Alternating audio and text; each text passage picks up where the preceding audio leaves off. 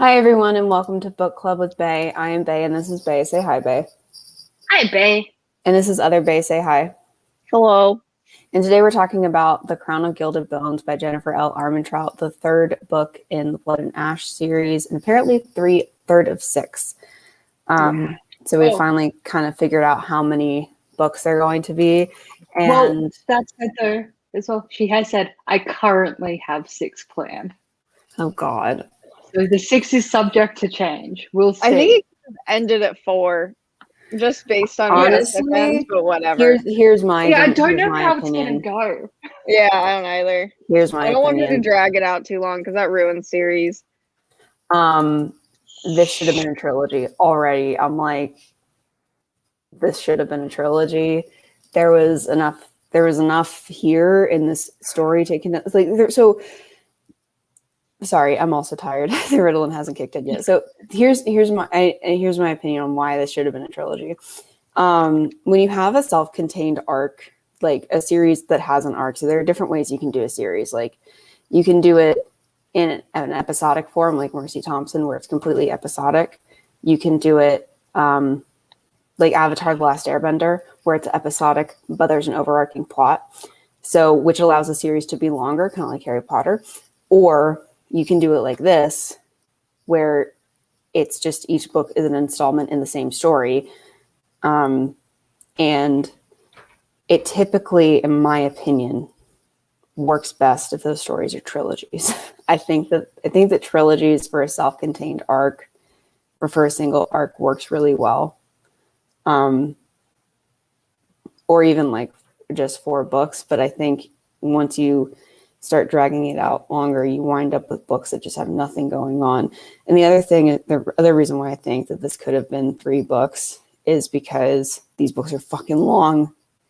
We could have accomplished all the things within 3 books. And I know that what's also going to be interesting about this book club is that we have different opinions on this. I'm excited to get into that. Between you two, I think I'm about halfway, I think. Yeah, and this, I think, as we get into this, will really showcase that when it comes to whether or not a book is good, quote unquote, preferences matter a whole lot. Because like at this point in the series, I think our preferences are really influencing how we feel about it. So I think it's going to be interesting to get into. But unless like we finish an arc and start a new arc, I don't see how there are 6 books worth of content here. I agree with that. Yeah, I can see it happen. I could see it ending next book, and it I'm okay in regards to the plot. I'm fine with the plot from each book to date, and she's ending it at really good points. But I just don't know how there's going to be 3 more books. Yeah, like the war, it should just be the next book and that's it. It should be done there. Unless she's including the side stories in that 6 books, because isn't she releasing a novella about Nyctos and his consort? It sounds like she said in that post it's the first book in a companion series. So I don't know if it's going to be, but I don't know if the companion series are going to be a la House of Night novellas, where each book is about a separate person. Mm-hmm. Yeah. Or if it's all going to be about Nyctos. I don't know. I haven't looked into that anything beyond reading that Facebook post. I think talking about this, though, we're going to really get into plot structure because, like, for example, how we planned out Blackwoods was the first 3 books we kind of thought of as their own sort of trilogy.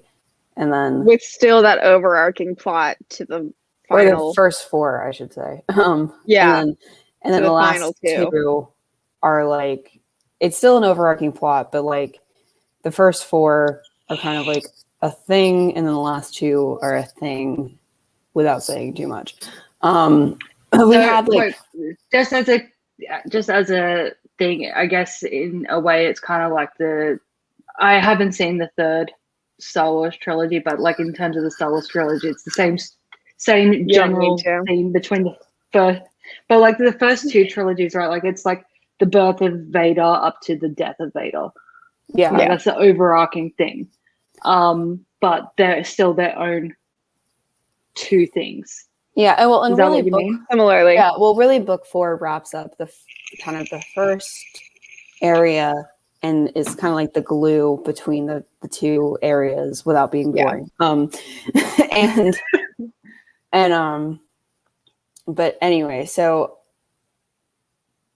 getting into this, ratings. Yeah. So I thought this was. I'm so mixed. Here's my opinion. This is a tub of cotton candy, and here's why I say that. Because in a tub of cotton candy, like gourmet cotton candy, you'll get like a good flavor and then a weird flavor that I dislike, but I'll eat it to get to the good flavor on the bottom. Is how I feel about it. So it's like the It's comparison like that would work for me, because we don't do that. If you buy a tub of fairy floss, because that's what it's called here, and it's better. I'm sorry,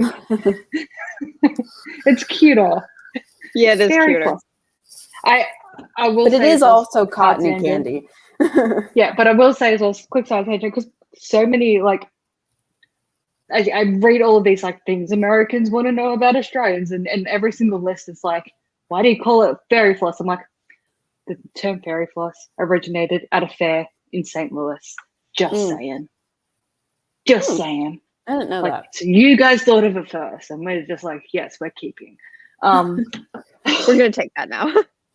Yes, ours. But like, you get a tub of fairy floss here. It's just fairy floss. I didn't even know that there were different flavors of fairy floss. It just is. It's sugar. Okay, but it's sugar flavor, and it's. But there are different flavors of it. So I guess the equivalent for me would be like a lifesaver ice block, because like there's the orange and the green in the middle, and no one have you ever met anyone that is just like, oh yeah, I need to get me some like orange and green instead of like grape and strawberry. I don't like lime and orange. I don't know. Yes, I do know people. Well, they're weird. Well, I'm the type of person that prefers the lemon starburst over the strawberry starburst. I agree with you. I'm one of those. You. Yeah, I like to have the lemon, like a citrus thrown in amongst the strawberry, just to give me that little bit of because too much strawberry in a row is like it gets too sweet, and then the lemon just is like have a little bit of tart. Bag of lemon starbursts. I love them. Oh, so you guys much. suck. You're weird. You're weird. So, Addie, your rating. You'd be a killer. You would be a killer going through a bowl of lollies with me though, because you could eat all the gross stuff. Excuse me. Okay. I don't know. I'm really not good at food ratings like you guys are. Well, we have had years and years of experience. Yeah. I like both analogies, because even though I did like this book, there were parts in the middle where I was like, okay, can we like move it along? Move it along a little bit, guys? I guess like, to take another one of our rating systems, the end and the beginning, I'm overwhelmed. I'm happy. And like, I'm jiving in a good way. The end of it, I'm like the middle of it, I'm completely underwhelmed. And I was bored out of my mind. I will say, I was overwhelmed the entire book in both good and bad ways. We'll get in. I'll have my rant in a minute. Yeah, but we'll wait. I know. I know exactly what you're gonna rant about. You would hate Outlander. You would hate it so much. Well, I might not, because I'll explain why it bothers me so much. I might not. I'll explain why. It's the same. No, but just. You do your whelm rating, and then I'll do my rant. Okay.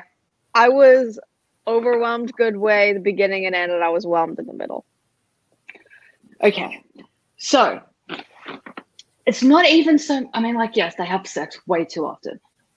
I could live with that if it wasn't for several things. One, she needs to find a new way to describe her post-orgasm feel, because every single time she's just boneless. Okay, she's boneless every time. And I'm like, first time it was mentioned, I was like, that's actually like, an interesting way to describe it, But after the 50th time, I'm done. Okay, I'm done. Fair. But first book, right? What did we rave about? The bands. Like, Yeah, there's so much there was awesome only bands between some the of two. that.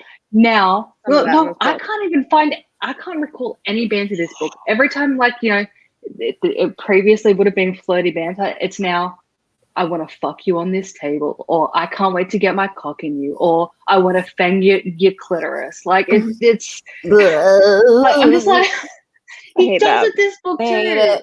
Thanks. I know. He I does hated it. I hated it. I just was like, we're just gonna not read the sex scene and move on. Like, that's how I feel.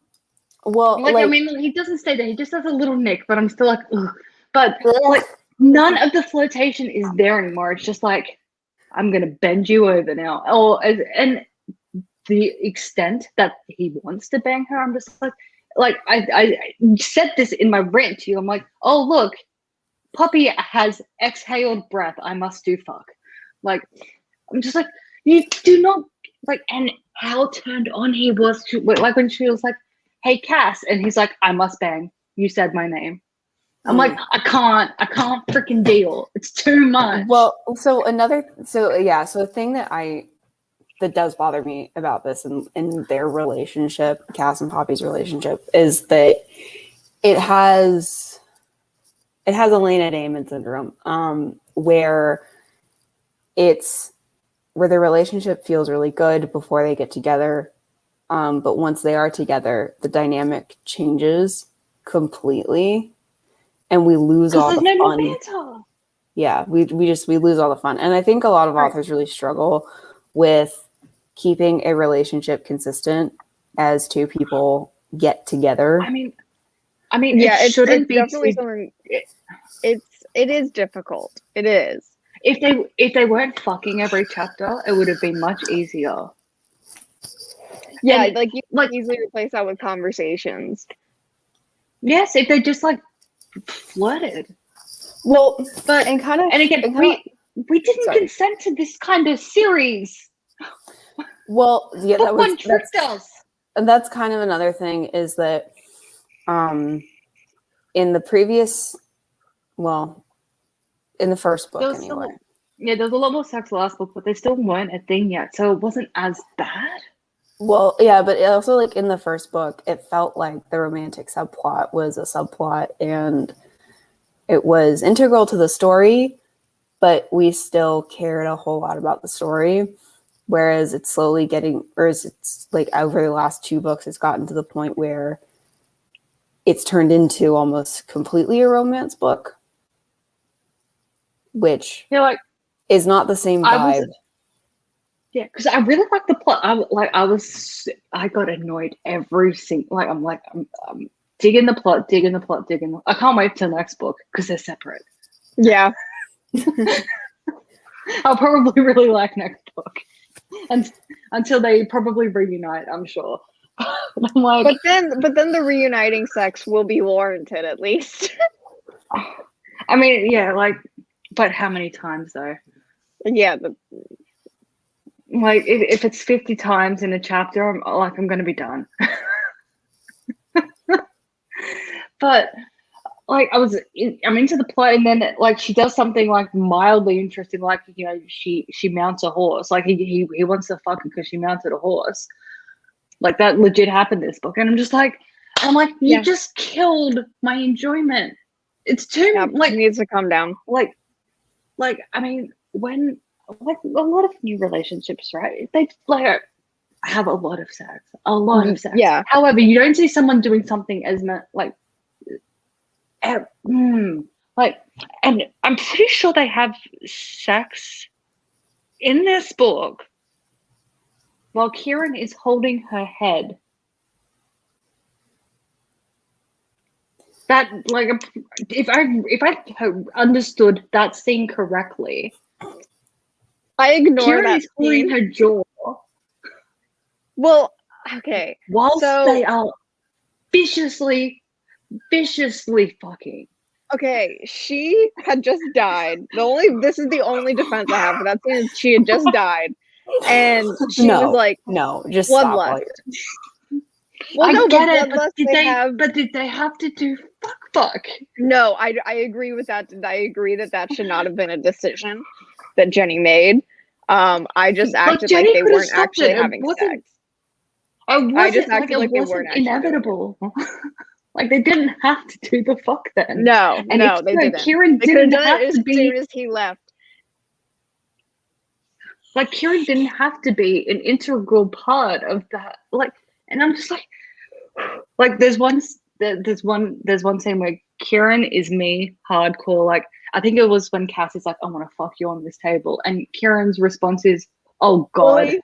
Yeah, he's like, fucking really? Can y'all stop for 20 minutes? Yeah. And I agree. And can we do anything else?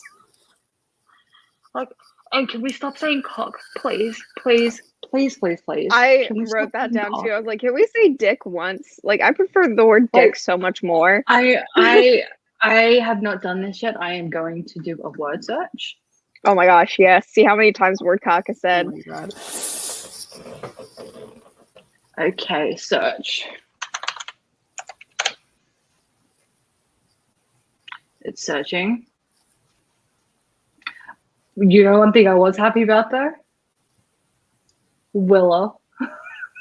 I know. As soon as I got there, I was like, oh my God, this is the most exciting thing I think that's the most exciting thing that happened in the entire book was that Willa is a fucking person. That was amazing. Yeah. I loved the conversations that resulted from times. that.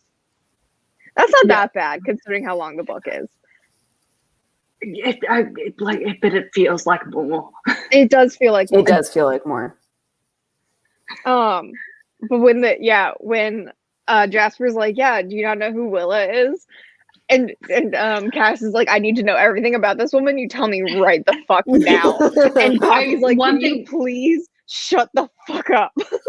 Well, one thing I did enjoy about this one was because I feel like the meme would have possibly gotten tired this book. And I think they officially killed it for me in one scene. But before they killed it for me, him bringing other people into it. Yes. Oh, so kept funny. it fresh for me. Yeah. Yeah. Yeah. But then they killed being like, oh yeah, this is her favorite book ever. Like it's really well, hopefully because they're separated, like the book will probably come back after they're not separated, but before it, I hope they don't need to talk about it. They don't need to talk about it. Like, I mean, how did you guys feel about that scene though? Because I'm pretty sure you know when the meme was killed for me. I thought it was hilarious. I can't imagine anything more awkward. No, I can't either. But as a third party reader, I was like, this is so funny, but like not in a good way. Right. Yeah. I think that's a good way to describe it. Like it was funny, but not for any of the right reasons. Like not for any of the right reasons. I also like don't Jenny know took what a long vibe time it was. I also don't know what kind of vibe it was supposed to be. I don't either. I don't know. But like, okay. Do you guys get this vibe where like, you know how like a lot of people like, you know, book one of a series that like they plan it out, they think, they create the world, all this stuff. It takes a lot longer to write the first book than subsequent books for a lot of authors. Yeah. And by the time the fourth book comes out, she'll have written 5 books in the world, 4 books plus the first of the companion books in 2 years. Like she'll have released 5 books in 2 years of the same world, plus while releasing books from other series at the same time. I feel like she put a hell of a lot more time and effort into the first book because Jenny is coming out more and more and more. Yes, that is true. In every I completely agree with that because it feels like, I said this to Noah, it feels like a different person wrote this book than wrote the second book. In a way. Like the first book, I loved the first book. Yeah, it's definitely the best by far. I am, however, really looking forward to next book because, like, I didn't click what the problem, like, why I was, or it made it a lot clearer for me. I think what my mixed feelings were about the last book. In this one, when beginning kicks off, it's awesome. I'm so into it, and then they reunite, and then there's the weird Kieran fuck scene, and I'm like, oh. That's my problem. Plot keeps getting interrupted by weird sex. Honestly, like the release times is an issue we've run into in a lot of these series. So like for Soul Screamers, I just looked it up. The first 3 books were released in the same year, and then the second 3 the next year. And there's all of that. And then like hold on. About the Covenant series. Yeah, with the Covenant series, kind of the same thing. They were released really close together. I feel like with YA, because the YAs don't typically tend to be this oh my long. god, like the audiobooks for YAs tend to be between 8 to 10 hours long, I feel. Especially if you've got the whole series, what's the freaking word? Outlined. There we go. If you've got the whole series outlined, you can bang them out pretty quick without sacrificing quality. But when the books are like, these books are 20, 25 hours long. These are really long books. And somehow she's writing them in a year. Yeah, I don't understand that. or in less than a year. And it's like, how the fuck are you doing that? Well, five books in a 2-year span published with, I think she's released other books in the same time frame too. As an author, I don't know how the fuck unless she is from like morning to night, she's only typing. Yeah. No. I had a look at her Facebook and now she's ripping up her garden, she's planting shit, she's laying shit down, she's digging holes. She's shaving her llamas or she has llamas or she has alpacas. She has one or the other. That's adorable. Well, here's the thing. She shaves them. As far as writing first drafts go, once you have an outline, not for a book this long, but for a book that's about 100,000 words long, which is like the typical length for a book, honestly, that would probably take you 2 to 3 months to do the first draft, not to finish it, to do the very first draft. Yeah. Which again is not the same as finishing the book. But so there's enough time. Yeah, there should be way more than one for her to do the first draft. But then I'm guessing part of the problem might be that she's not having enough time to edit, because we're sort of running into the same issue where this book is too long and there's a lot of stuff that could be condensed and it doesn't feel like enough scenes hit the cutting room floor. Because that's all stuff that you would catch in developmental editing, which is one of the most important steps, where you're really like, does this flow right? Do I really need this scene, or can the point of this scene be like squished into another scene, or do we need it like this? Like, Yeah. I will say one thing that she does need to keep in mind. I only picked up on it, I think, with I guess technically 2 characters. But if you're writing a book and you know that even if not on immediate publication, but at some point you do want an audiobook, please do try and keep in mind the names and how they sound. Oh my gosh. Yes. So like Malik. How does the audiobook say it? One is Malik and the other one's Malak, I think. And that's fine because that's intentional. Like they draw comparisons that the 2 names are very similar. And so I'm fine with that one. And I just had a look at the spelling of the Draken's name, which is Nectus. But the god that he serves is Nyctos. And in writing, they look like similar, but clearly different. Yeah. Listening. And they're like, oh, is that Nectus? And they're like, oh, I think it is. But where's Nyctos? And I'm like, wait, wasn't that Nyctos? Yeah. Well, and writing advice. So real quick, writing advice from Book Club with Bay. When you are coming up with names for characters, I would highly encourage you to take a look at what letters each name is starting with. And especially for your main characters, do you have any names starting with the same letter? And then for side characters, is the name really close to any other names? Because they need to be really, really distinct, or unless it's intentional. But they should be pretty distinct unless there's a point to it. But otherwise, it gets really confusing. Yeah. And it gets confusing again, also. It gets harder to differentiate characters also when you're reading it too. Because naturally your brain kind of, if it's like Christian and Christopher, if you were to have those two names in a book, would kind of get squished together in your brain because that's how our brains work. Our brains look for patterns. And so like, unless you're trying to do something with that, I would say don't use two names that sound very similar and start with the same letter. That would be my advice. Yeah, you want as much diversity in your names as possible, which is often why a lot of books have some names that you just like, excuse you what, because also you also want especially like the MCs, you want their names to be distinct from all the other MCs in the genre as well. So like I think that's probably half the reason why we're starting to get to some really weird names in general.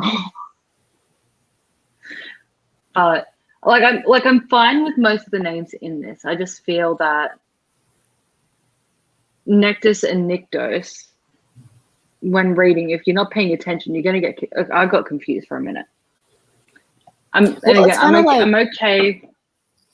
Oh wait, it's Malik and Malik. That's what it is. Malik and Malik.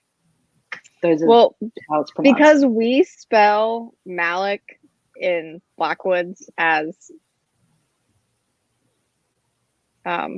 Malik, the brother. Yeah.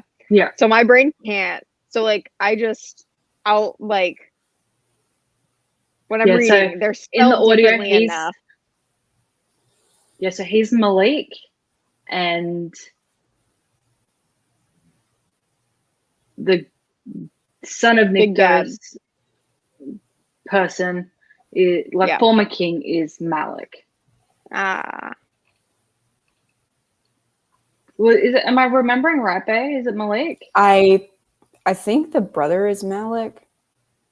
No, because he's got the I. But I thought in the last book they said Malik. Malik is okay. So God. Okay, yeah, this was really confusing. So God is spelled like that. Let me find the brother again. But Malik, the brother spelled like how we spell Malik. Okay. Yeah, that's confusing for me. I'll have to have a re-listen, but because my brain sees that second one and goes Malek. Yeah, I don't know why. Same. That's what. Or that's it could what be Malik. It could be Malik and Malek. That's what it could be. I can't remember. I know one of them is Malik. Yeah. Someone here is named Malik. Next book we're gonna have, whenever we get to it in a year, we'll have to pay attention. Because when did this one come out? This one came out April recently. Yeah, in April. I just says spoiler alert. Because recent book. Oh yeah, because this is a new book. We don't do new books very often. Right. So spoilers ahead. This is book club with Bae, not spoiler free book review with Bae. Oh, I do like you guys probably know. You know the paragraph separators, or not the paragraph, I guess the scene separators. Yeah. That you have in books. Sometimes it's a squiggle, sometimes it's a picture. It's the crest, isn't it? It's the family, it's the royal crest. Yeah, I don't hate it. It's not the nicest one I've seen, but I don't hate it. Yeah. I will say that I'm not gonna lie, I got a little bit barfy when she made such a big deal. She was like, they should be equal. Yeah, I did too. Something I'm finding interesting is a lot of people are complaining about the ellipses in the actual writing. Is that a thing you notice? Because you No, I've never. like there was a lot of dot dot dot. No, I didn't notice that. Okay, But I'm my not gonna brain might just cut that out. You know, okay, so okay, I've seen a few.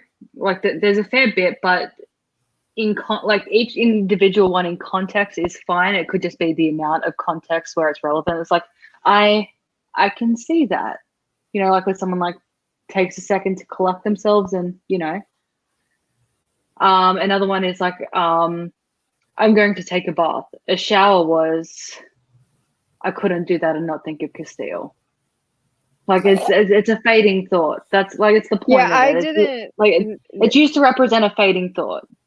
I never noticed it being super often or anything. Obviously, neither did I. Because I didn't read it. I will say listened to it. I will say the narrator,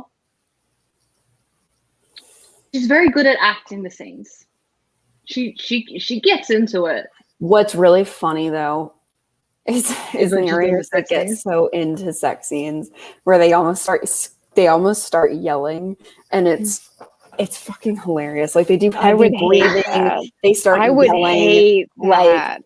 Ew. You're like, gonna have to look. How it is I they're will just say like, and we're then gonna have to he get. was sorry. We're gonna have to get the timestamp of the scene that killed the meme of the book for me. Oh my god. And make Addie listen to that at some point. Because I think that one is the funniest one for her to, like, where she's reading it. Yeah. Well, oh yeah, it would be the funniest one, but because what she does and what a couple of narrators I've listened to do is like they started off like, you know, he was kissing me, and then it's like please stop, I'm uncomfy. Okay, I'm not gonna lie. I see the ellipses problem. Okay, so I've got. Let me share application window. Let's go to you. There we go.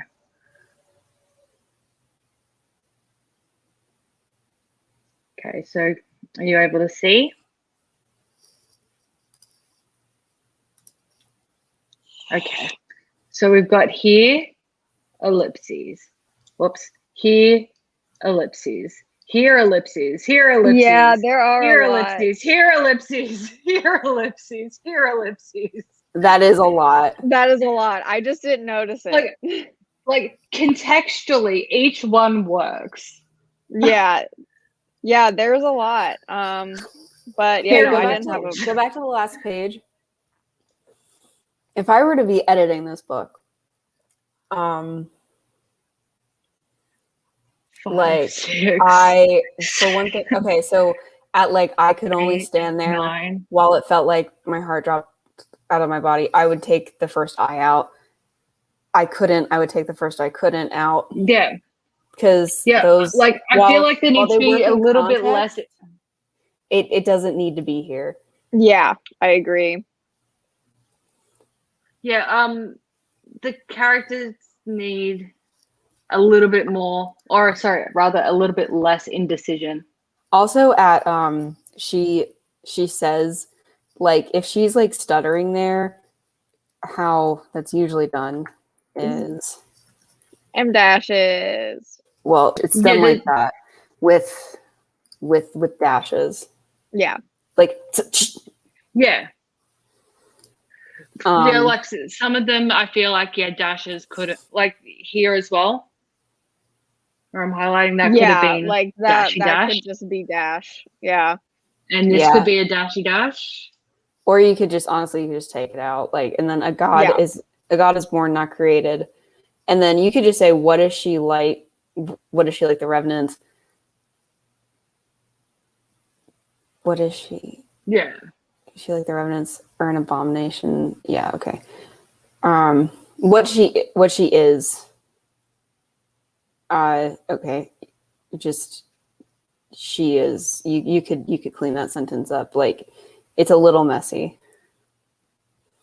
It's a little messy. I will say that. Yeah, it so feels like I there's a understand bit the of a lack of. ellipses. It feels like there's a bit of a lack of editing here. Yeah, I can't remember how many I counted, but just in this, there was at least 8. Lots And of I will ellipses say under this that as one somebody section. who probably overuses M dashes, and when I edit, I have to go back and cut them down because probably, and Addie knows this because she writes books with me. I'm a little over reliant on M dashes because M dashes are those other long dashes where you can break up a sentence, and they're lovely because you can kind of do whatever you want and the sentence is correct, which is why I love them, but I do overuse them. And these are just things you have to know about your own writing. And you just have to be aware of it. So when you're self-editing, you're like, okay. Yeah, like, I mean, that's one thing. Like, if you're going to write a book, you do need to be aware of your weaknesses in general, and weaknesses for all authors is like some of them have too many and thens or something, or ellipses or and dashes or seds. Another thing, or just another basic thing that like verbiage. Another thing I over rely on, which I'm working on really hard because going back and editing it is harder. Sorry. You're okay.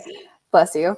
And because going back and editing it is a whole lot harder than just fixing the problem while you're writing. I use filter words a lot. Like, she saw blah blah blah, she heard blah blah blah, instead of just the thing did this. Clearly, she's seeing it because or she there knows was a it loud happened. racket. Yeah. Like, she doesn't need, like, we know she's hearing it because you're like describing it. So like you can, so I'm doing my best to cut it down to where it's like the only time I use those kind of filter words are when there's a reason why you might not hear something or whatever. Or if it's like dialogue. I would say 99% of rules when it comes to writing a story go out the window with dialogue. Dialogue is the Wild West of the novel. Yeah. You can do whatever the fuck you want, because it doesn't matter. Yeah. Yeah, when I put my stuff into Pro Writing Aid, I'm getting to the point where now all the problems it has are within dialogue. Which is fine. Which is fine. That's where I want it to yell at me. Because people don't speak perfectly. Yeah, people don't speak grammatically. Because the dialogue might need cleaning up, but at the same time, like, certain words have different uses when it comes to dialogue. Like, if in dialogue you say, I heard this, then that makes sense. But that doesn't necessarily need to be in the prose. So. Yeah.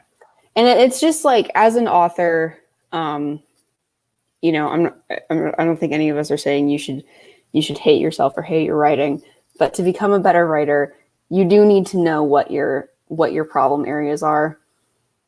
It's like anything about yourself. You should know, you know, like, hey, I'm not as good at this, especially in like a career. I'm not as good at this as I am at this.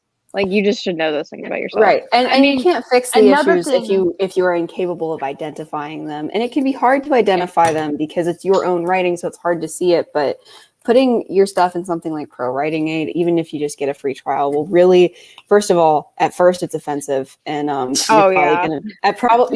first you're probably gonna be like, no. But then if you actually read it and you actually kind of take a step back and accept it, you're like, oh, shit. I mean, on the flip side as well, though, is you also can't be too critical of yourself. Otherwise, you will never publish. Yep. Like, you need to work out where the point is where you need to say enough. Yeah, exactly. And the other thing is that you can't learn from your mistakes if you don't make your mistakes. And if you have nothing to look back on, then it's almost impossible to identify your problem areas. Like, if I hadn't, without writing the books I've already written, I wouldn't be capable of being like, okay, I see what issues I have. Because you have to start somewhere. And I think the really important thing is that you can keep unless you're Amelie Wenzel or whatever the fuck her name is, then you're a perfect human being and fuck you. Yeah, right. I mean, I will say like that the relationship in that's one where I don't feel like, because I can't remember what did they get together in a sec? Like they're together now, yeah? Nope. Are they? No, they're not. But they both know that each other has the feels for each other. Yes, I think so. Yeah. No, So they don't. They made out once, and then he was like, "So I'm leaving," and she's like, "You're what?" And then he's like, "Yeah, right, yeah." That's right. So I guess we haven't had a chance for their relationship to change, but I don't feel like it will. I mean, like I know it'll change, but I don't think. Yeah, like they're. I mean, change. well, because no matter what or who you are, in real life or not, like you're like your personality does change a little bit towards the person when you're actually in the relationship. For sure. Yeah. But I feel, but I don't feel. I feel like they'll still be able to have like their relationship without him being like, I would like to fang your nipple now, definitely. Please. Oh, definitely. I don't think that that series is going to become sexual at all. I don't think it's like, if they do, it's going to be like sort of like how YA books do it. It's either kissing and then fade to black. Yeah, like if they have sex in this series, in that series at all, it's going to be a fade to black scene. Anyway, we should get into the plot. Yes, we should. Need to get into the plot. We need to shut up and get into the plot. This is a 50 chapter book. Thankfully, a lot of the chapters only have like 2 notes for, which means we can just skip them. Yeah. I will say though, a lot, like just really quick, a lot of the stuff we said last book that we wanted to see going forward or hoped would happen, etc. It happened this book. It happened. Yeah. It happened. Alistair. I can think of 2, but I'm sure there was more. Alistair and Willa. I was just like, yes. Yeah. Fucking yes. I was happy that we started out with Alistair being like, I'm a traitor, like essentially. Oh, Addie, can you send me your notes, because I didn't take notes. So I keep all my notes in one file. That's fine. In one note stock, so you're gonna see all of my notes for all the books. I just want to warn you, it's a big file. But yeah, and we did see the things we wanted to see, and I guess that's what's so frustrating about this book is that there's a lot of stuff in it that's really good, and then there's just a lot of stuff that it feels like editing really would have fixed. But anyway, yeah, I agree. Plot, because we need to talk about it. So we, as with last book, we kick off with the same line that ended the previous book.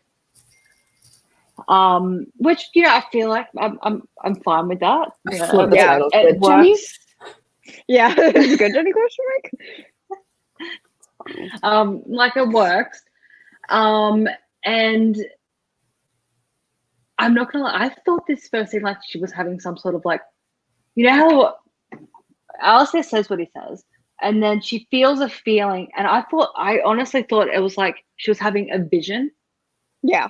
And then and then it goes back to that, and she's like, no, and she does something to stop it, and I was like, oh, it doesn't happen, because we're under the impression, I knew they weren't dead, but it's the impression that they're dead, and I'm like, this can't be right. It felt like the Breaking Dawn Part 2 vision scene, like in terms of that, like, because you're watching it and you're like, this frustrating. You're like, this is I know, but like okay, imagine if you hadn't read the book though, and you're watching it and you're like, this can't be happening, everyone's dying, this ain't right. I imagine that's how people who hadn't read the books were feeling watching that scene, and that's how I was feeling reading this scene. Because she's like, they're dead, they're all dead, everyone's dead, Castile's dead, and I'm like, how is this possible? So Queen is like, so Queen is like, this is the new queen. All the werewolves are like, the Wolvens are like, oh, and then everyone, the guards are like, what the fuck is happening? Alistair's like, protect your king and queen. Then people start like, Kieran, Castile, all the wolves, they all start getting shot and turning to stone. Like the way it's written, it's kind of sounding like they're like half turning to stone or something. Yeah. And I'm just like, And I'm like, how is this happening? She goes ape shit. Like, by she, I mean Poppy. Like, oh, the king and queen are like, no, don't. The guards are holding them back. Yeah. Poppy's like, fuck this noise. And she kills almost everyone that's attacking. And then she gets knocked out. Like, then she gets, like, jabbed with a thing. I think as she's about to kill Alistair or something. And I'm like, Yeah, she like her eyes focus on And I kept on- Alistair, and then she gets KO'd. yeah. And I was like, I was honestly expecting it to then be like, you know, zip, zip, zip, zip, zip, and go back. And her to be like, Alistair's about to open his mouth and she just kills him or something. And then she was like, trust me, it's better that way. Like, type thing. Well, that's Nope. yeah. So that's another thing about this first scene is it reminds me of the Witcher book. It's written confusedly, where I was like, what? I had to reread it actually, or I had to re-listen to it because I was like, I don't get it. It took me. I still don't get it. Like, I get it mostly because of the rest of the book, but reading that scene by itself, I was interested but a little confused. I think half the reason we were so confused in that book is because Poppy was under the impression that they were all dying, and we as the reader know that they can't be dying. Yeah, we're like, it's Yeah. chapter 2. We knew they that can't Castile. die. We're like, Castile doesn't die at the beginning of the halfway book. That yeah. doesn't happen. What's the rest of the series? Yeah, no, Like, I you know, knew. so It seemed like it was just sort of like a incapacitation kind of thing. That's how I perceived it round one. I was like, no. yeah, like I'm like becoming frozen. either things are not as they seem, or it's a vision. Because also, as far as Poppy's powers are concerned as well, the way it's written, it allows for her to discover new things, and that's fine. Like, I'm fine with her. Like, if she discovers a new power like 2 books from now, I don't think I'll be like, oh, look, Well, she's got another power. Yeah, I don't think so either, because also, like, we're still figuring out who she is. Like, Yeah, we still have no freaking idea what's going on. yeah, we're still like I think we know the truth of her parentage and like who she is and stuff like that, but like also Oh, speaking of the truth of the parentage, I feel like Jenny didn't properly outline, because I don't think the Duchess was mistaken or lying last book. I think she changed her mind. I think Jenny changed her mind or couldn't make it work. Yeah. I feel like Cora was supposed to be her mother. Yeah. Yeah. But she couldn't make it work for whatever reason. Or she was just like, oh no, this is too complicated. Yeah. Yeah, I don't know. Sometimes things, the thing is, sometimes things change like that. Like, yeah, and like, I get it, like, but it was just funny, like, when she was just like, I don't know why the Duchess would say such a stupid thing. That makes no sense. And I'm like, you're right, it makes no sense. Why'd you do it, Jenny? Yeah. But I mean, I feel like still it's a problem, not a character problem. Right. Well, I mean, I guess you can still finagle that mistake lie. I don't know. Into it being like the Duchess was just trying to make her more attached to the Queen and make her feel like she can't betray the Queen. You could. Yeah. That could be our explanation, but again, it didn't feel like a lie. But either way. Yeah. So after that scene, she's being captured. Yeah. In a crypt for deities. Yes. And she enchained in shardy bone. Yeah, which it cancels her powers. How does one make? Yes, it's made out of. Is it made out of deity bone? I think so. The bones, the deity bone. Yes. And they're like, wahaha, like, your powers are nothing. You're trapped here. We're going to trade you back to the Atlanteans because you are all of the evil. And Beckett. We find out that Beckett didn't betray her. Beckett's dead. Beckett dead. Captain Jansen from book fucking 1. was actually is Beckett a the whole changeling. time. Yeah. Not the whole time, just since they got to the previous place. Spessa's End. Mm. Yes, because Becca was with them on the way there. Yeah, And then that was real Beckett. And then they done murdered Beckett. yeah, Alistair it's done like murdered his own nephew. Which Ugh. Alistair? What the fuck? yeah, and yeah, like, and he's just like, I did what I like. I get as well that, like, you know, we're not trying to make him a likable character. It's fine, but also like the fact that he was just like, he woke up when he shouldn't have. What was I supposed to do? He had to die. At It's just least like, he didn't rape anyone. Not yet. at least he didn't. Well, he's dead. He can't rape anyone now. We'll find out next book he did rape someone once upon a time. Right. We'll find out. That's my point. Like, not yet. We don't know that he raped anyone yet. But as we all know, nobody is truly evil until they have raped somebody. Yeah, right. Or they have impure thoughts about diddling in the first place. Like, they don't actually have to do the act. They just have to think it. Yeah, as we all know, child murder is not enough to make you a bad person. Yeah. You know, killing your own nephew who looks like, I know that, like, because we also were told Beckett is older than like 9 years old, but he looks 9. And because of how slowly they age, he's the equivalent of a 9-year-old. Yep. So he killed a 9-year-old. Yeah. And he's just like, he woke up when he shouldn't have. Yeah. Like, So she's in this thing, and Beckett's actually dead. Jansen's like, it's our job to Yeah. kill. It's our job to do this. We have to protect Atlantia.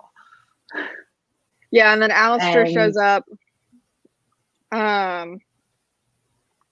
And he's like, here's my reason for this. The gods became too powerful. Everything was like they were the judge, jury, and executioner. They went insane. They went insane. Oh, the deities went insane. Flatten the fucking planet. The deities exist. Yeah. Mm-hmm. So that's why that's why there are skellies next to you, because we had to murder, because they were going to ruin Atlantia and the entire world. And I was like, I get it. I understand that. Like, we've already seen what she can do. We can see that she's capable of that. Yeah. But also, though, this isn't Minority Report, Alistair. We don't pre-execute people. Yeah, rude. But there is a prophecy about her where she's gonna fuck up the whole world, and we also find out that Alistair was there the night her parents got deaded. Yeah, so he was the one that her parents went to for help with the people smuggling, in a good way, the good people smuggling syndicate. But he's like, but I didn't kill them. I just someone else brought the craven there. Yeah. And I just left. So it's going to be interesting to see when we find out who that person is. I want to know who it is. Yeah. Yeah, same. He's dressed like Cass's persona of the Dark One. He's dressed like that, but it's obviously not Cass. Well, unless it is. Yeah. Unless it is, which that would be spicy, but I don't think that would be very spicy. I don't think that's going to happen. I suspect. What if it's the brother? Oh, what if it's Malik? Yeah. I think that, I feel like that could be the case, because since Malik is brainwashed, that's the term I'm going to use, because I don't believe that. I don't know. I'm just going to say he's brainwashed. I will say it was interesting that the brothers took on the opposite roles to what we were expecting them to have. Yeah. Yeah. So right now that she's not in Atlantia anymore, we also learned that Ian is her actual brother. No, we don't. Well, we thought we did. Well, at this point, we're told that Ian is her actual brother, kind of. Her half. Yeah. At this point, she thinks it's her half brother. Yeah. Yeah. But Alistair is like, your dad's an Atlantean, or was an Atlantean. Mom is not. Mom was a handmaiden, which is like a super trained guard, which we actually find out are revenants. Yeah.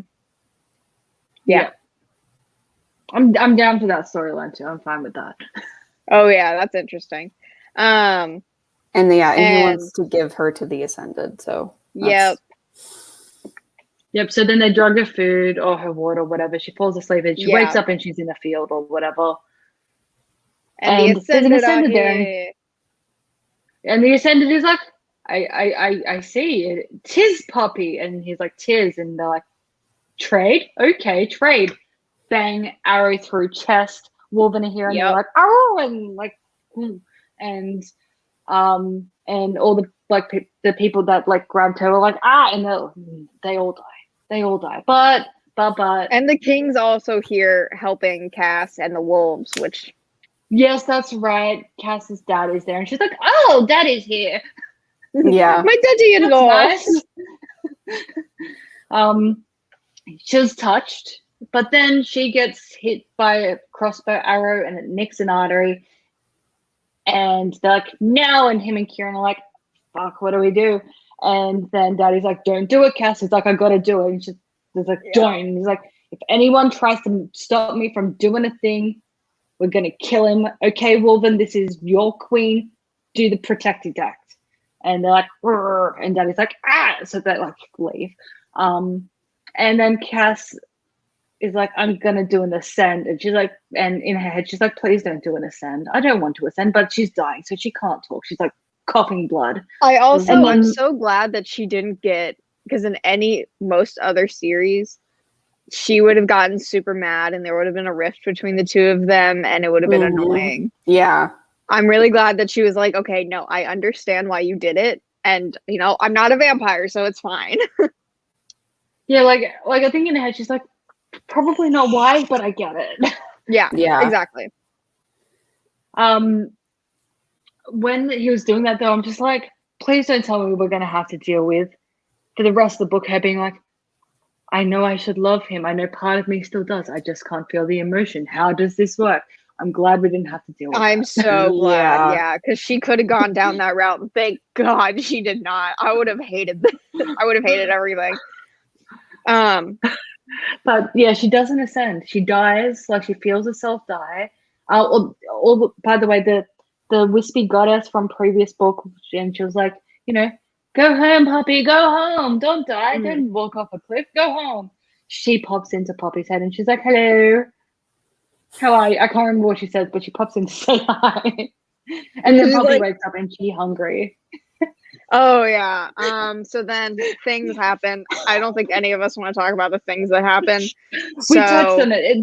This is the mutual Kieran. Yeah, it thing. doesn't matter. Anyways, she's back to herself, She eats. and she's like, she eats, and then Cass. she's back to herself, and she's like, "Wait, you tried to ascend me?" And he was just like, "Listen," and she was like, "I understand. Cool." Yep. And he's like, really? And she's like, I didn't ascend. She's like, did I ascend? And he's like, I don't know. And then I think she passes She just out again. opens She has the- a nappy She nap. opens the curtains, and she's also butt ass naked. By the way, it's very hilarious. Yeah, and there's Wolven and people there, and just they're keep like, seeing her Wolven- naked. And she's like, "I hate everything about my life." And yeah, so she opens the windows and the sun's on her, and she doesn't die, so she's not ascended. Yep. Oh, I have a crying toddler right now. I'll be back in a second. Go forth. So, and also when she unlocked her like deity god powers, all of the bonds between like Cass and Kieran and anyone else who had a Wolven bond, they're broken, and now they're all bonded to her. And she is essentially immortal now, like lifespan wise. She can still be Mhm. killed. We don't know how yet, but she could be. I guess an arrow to the chest did almost kill her, so I guess that's why. Yeah. But her lifespan would be like eons. It's a long lifespan. I guess as long as they're woven, since they're bonded to her, is that No, okay? because if you can still die in your bonded pair. That if they end up doing the joining, because that is still on the table, Then if Kieran died, then Cass would die. If Cass died, then Kieran would die. Okay. But he would live her lifespan now instead of, because now she's gonna outlive him. Very interesting turn of events. Yeah. Okay. I just want to clarify what you were just saying because headphones, so I was listening. Mm-hmm. So when they clicked what she was, when the things, and she was like, she was like halfway there or whatever. That's when the bonds broke and everything. But then when Cass tried to ascend her, but she didn't actually ascend, and they're like, I don't know what you are now. Now she is what we find out at the end. She's just a straight up god. Like, I think that fully unlocked her being a god. So she is immortal. I don't think she can be killed. Because gods can't die, as far as we're aware. Yeah. Good for her, man. She's straight up immortal now. That's fine. But the Bonnie thing, Oh, I can't remember at what point in this, right? But they call Kieran in somewhere in this book. They call him in to ask him a question. He's like, "Are we here to discuss the joining?" And I'm just like, "We already like." Yeah. No. I know. Yeah. That's when that's when Cass was asking him to be his advisor. That's right. And I'm just like, I don't want to do this. I can't. Yeah. I so hope they don't. I know they're going to, so Cass can be forever. Like, I know they will, though. They will. Unless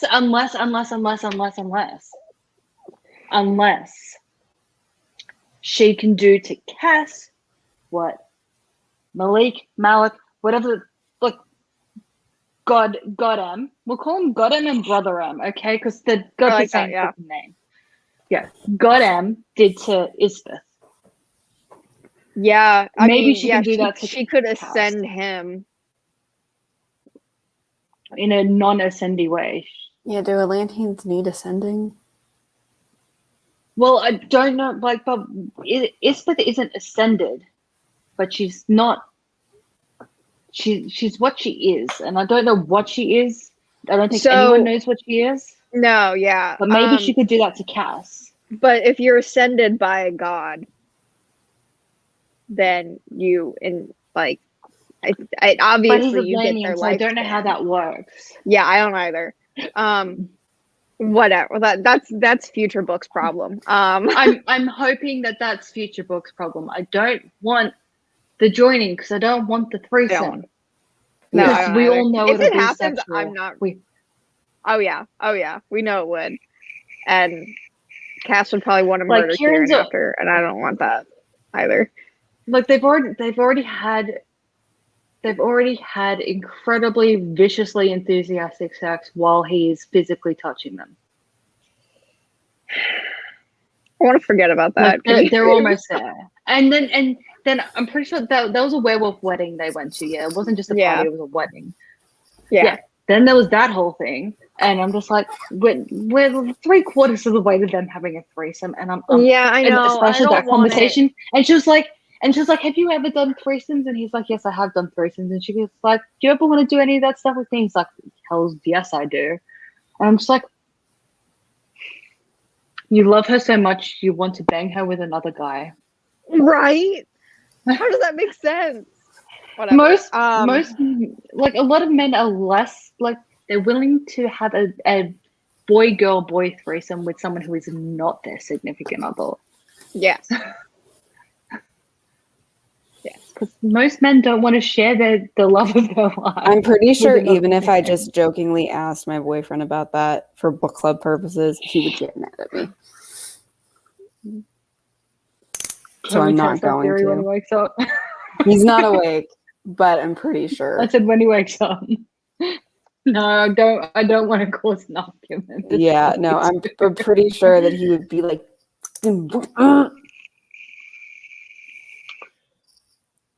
Sam, like not me, Sam.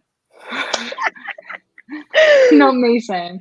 Glad I'm not alone in that. Anyways, Alistair's still alive. Cass kept him alive to allow Poppy to be the one to slunk. Yeah. Um, I mean, I will say one thing I do. I feel like she harps on it. Like it gets a bit preachy as the series gone on. That he finds her capable of looking after herself.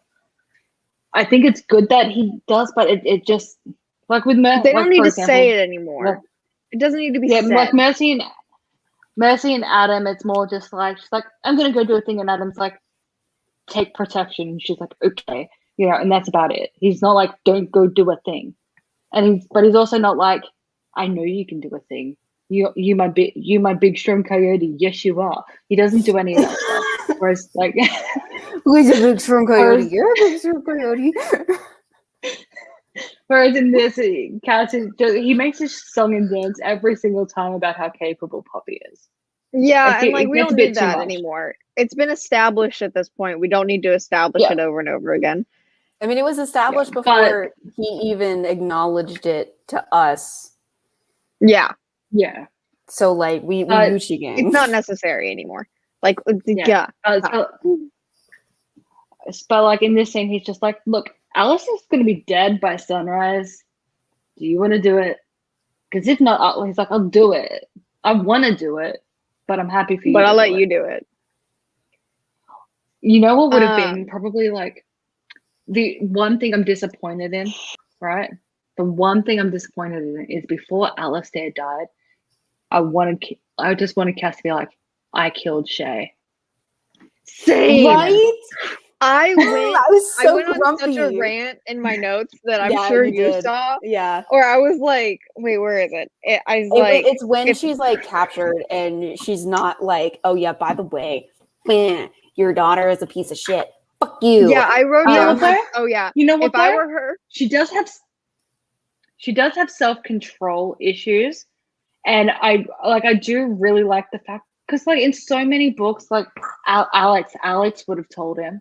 Aiden would have felt betrayed, and then it would have taken him a minute. They would have eventually gotten over it, but she would have had to like I'm just like I did appreciate the fact that she was like,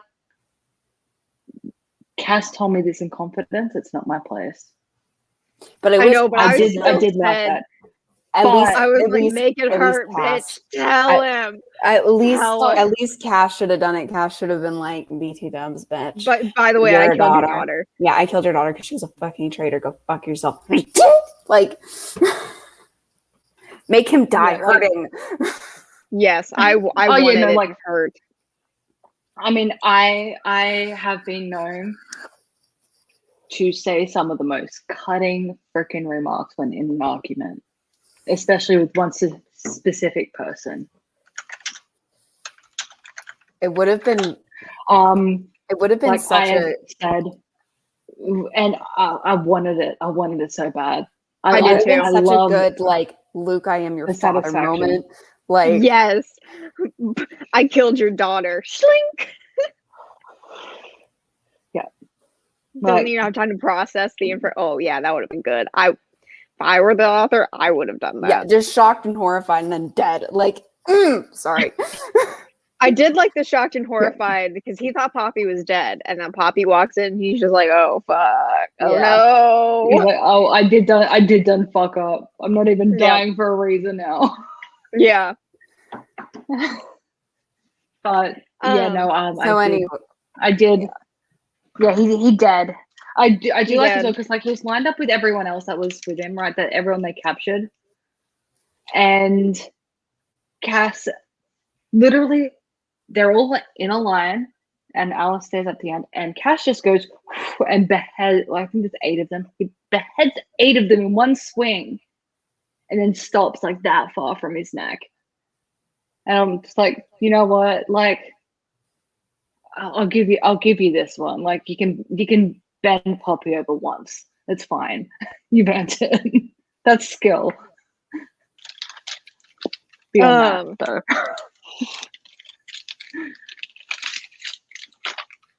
though. Then let's see. Then we go back to we're back in Atlantia. We're at we're not at the capital. We're at like some where Jasper's estate is, and there is an estate for the king and queen there too. And I wrote down in my notes that I want to forget what hot water and showers are just to experience them for the first time. I want that specific thing from my memory. And we could have enjoyed the feeling, we could have enjoyed the experience of the concept of someone discovering it for the first time, except Jenny had to Jalen. I wasn't mad at that one, except for the No, but it's every time she has to shower, and then at the end when she's like, I so wanted to shower, but I can't shower without thinking about Castile, because every time I have a shower, he goes down on me. I'm just like, I'm done. No, like that's excessive. Can you just like take a normal shower? Like just once you are allowed, especially after you've been kidnapped and died and not ascended. Yeah, and you're allowed to have a someone moment to yourself and traveled for Jeff. days.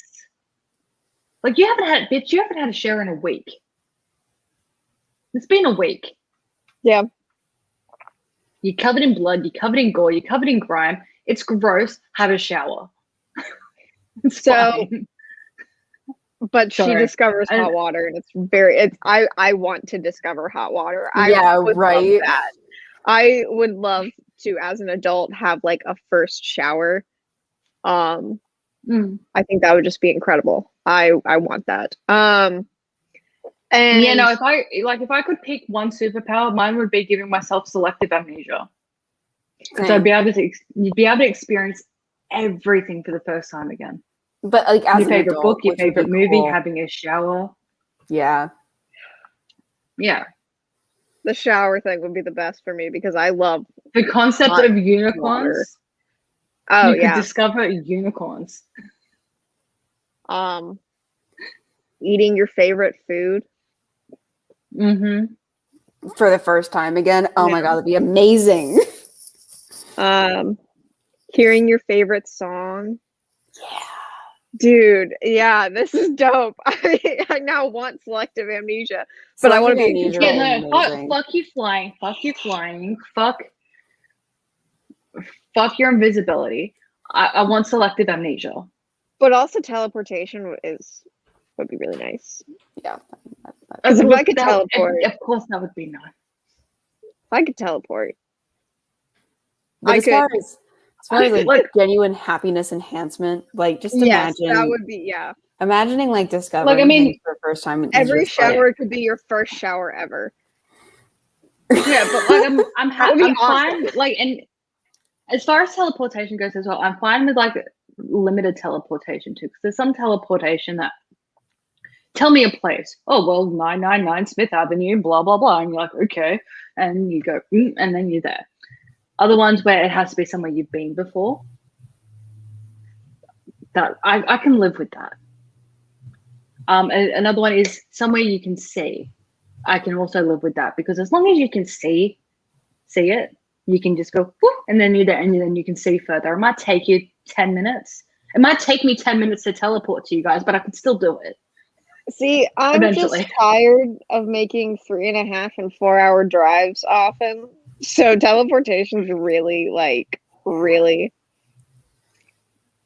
up there for me right now because I wish I could just teleport to like her house or like my boyfriend's and you house. could bypass international travel restrictions. And you wouldn't have to buy a plane ticket in general. I wouldn't even need a passport. I mean it. Like I could just teleport straight into Canada and be like, woo! And if you ever get busted in Canada, right, you could just teleport back home and be like, wasn't me, I've been here the whole time. Yeah, right? Like, how would I've gotten from Canada to here in an hour?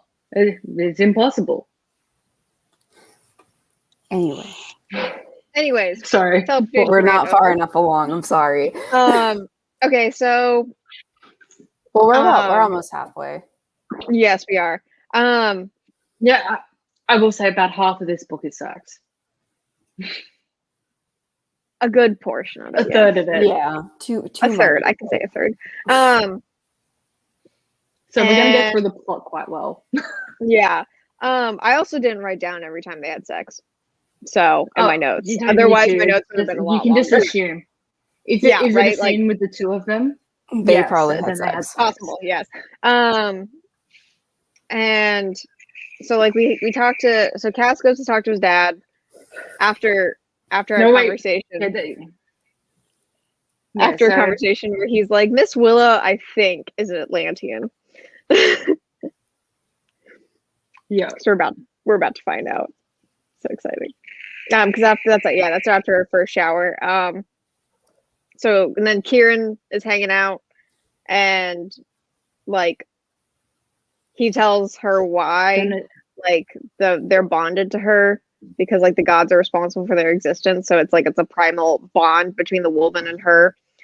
And turns out she can telepathically communicate with them, which is pretty cool. Yeah.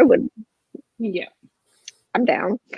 I mean, I will say I would really like, I mean, this issue was solved earlier than previous issues in the series. Like for example, the shocky shock thing. Everyone's just like, oh, we keep getting shocked by you. And she's like, oh, that's random. And then they just carry on about their business. So, at least with this one, there was a few times where she was like, I think I hear the wolves talking. I think I hear it. I think they can hear me. I don't know. And then I'm just like, why? Like, can we just be like, I have weird shit happening. Maybe I should address it and see what's what. They addressed it sooner than previously issues, but they still took too long. Yeah. And then Attack happens. So something called germs. I don't think that's what they're called, but I called them germs. It's GYRM. And so I called them germs. They don't have faces. They are part of the unseen, which is I think it was a hard G. Germs. Yeah, I think so. Germs. I think. Does she have a pronunciation guide at the beginning of this book? Because she had them in.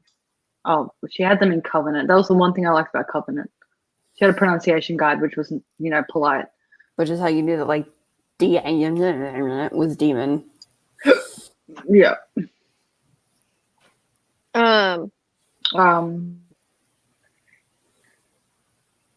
Yeah, so the masks are the masked people are the unseen, which is like part of the brotherhood that Alistair was talking about. They wanted to protect the deities, and eventually they flip-flopped, were disbanded. Yes. So this series is the Blood and Ash series, because Cass. At some point in this book, we all know the spoilers. Cass ends up the king of Blood and Ash, and she's the queen of Flesh and Fire. The companion series is the Flesh and Fire series, and this is the Blood and Ash series. That's all. Interesting. Sorry, I just saw that. I was like, oh. So I went to the back to see if there was a pronunciation guide at the back, and I saw that. Yeah. Carry on. Then, they were thought to have disbanded many years ago, but yeah. And then they hypothesized about who her parents could be. It's fine. We find out at the end. There's no reason to go over the hypotheses throughout the way. Like, it's fine. Yeah, there's lots of hypothesizing in this book. Yeah, about things that end up being wrong. Yeah, that's fine. I will say though, I am quite impressed that like the nightmares involving the night her parents died and everything, they've been here since book 1. We're now 3 books in, and they're still fresh. I'm not mad at those dreams yet. Yeah, because like we find out new stuff every time, so it's not like the whole "you're no killer" crap. It's new every single time we do it. It's not the same memory. Yeah, which is nice. I like it. Well, there's also a question about whether or not she's making shit up, or whether or not this is like some sort of divine past vision thing, which also keeps it fresh, because you're like, is she muddling up memories? Yeah. Is it real? Is somebody else like planting this, like a god planting this so that she knows stuff? Like, all of that. I think by the end it's established it's true memories that she's just remembering more.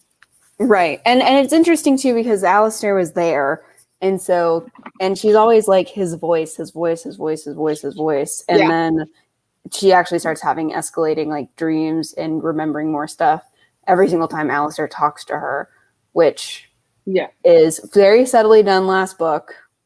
And I like that a lot. Kudos and to resolve this book. Yes. Like, honestly, there are so many clever things that Jenny has done throughout this series.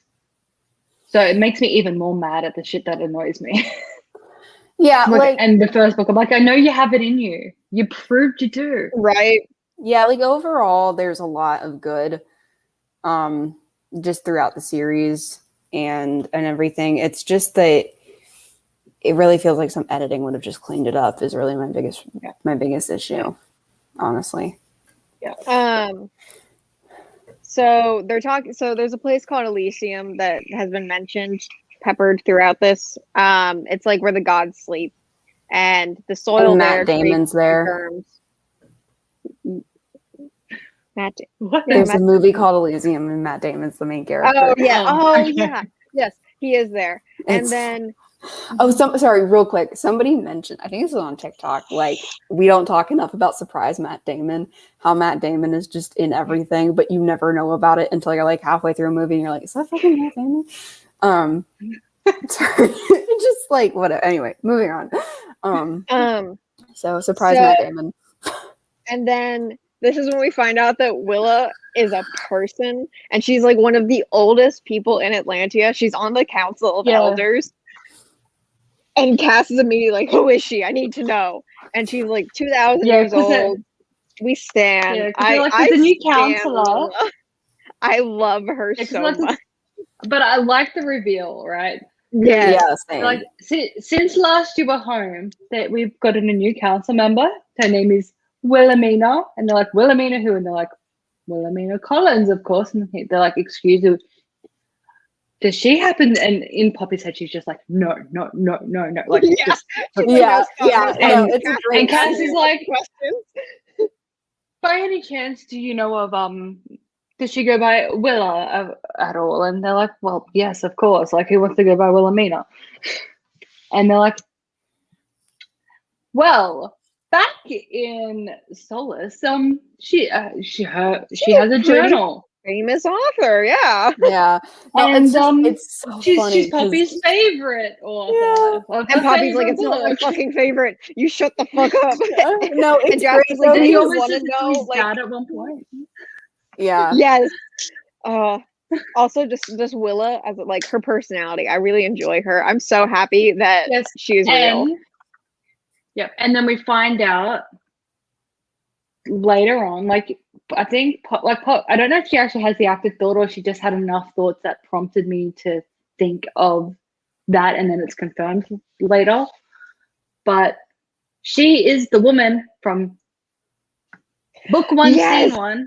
I know, that's so like, cool. There's a nice little room upstairs that you could hide in. I loved that. I did like that. Fucking loved that. I was like, that is so clever. I don't know if that was intended and I feel from like, book 1, scene 1. I don't care. I feel like it was though.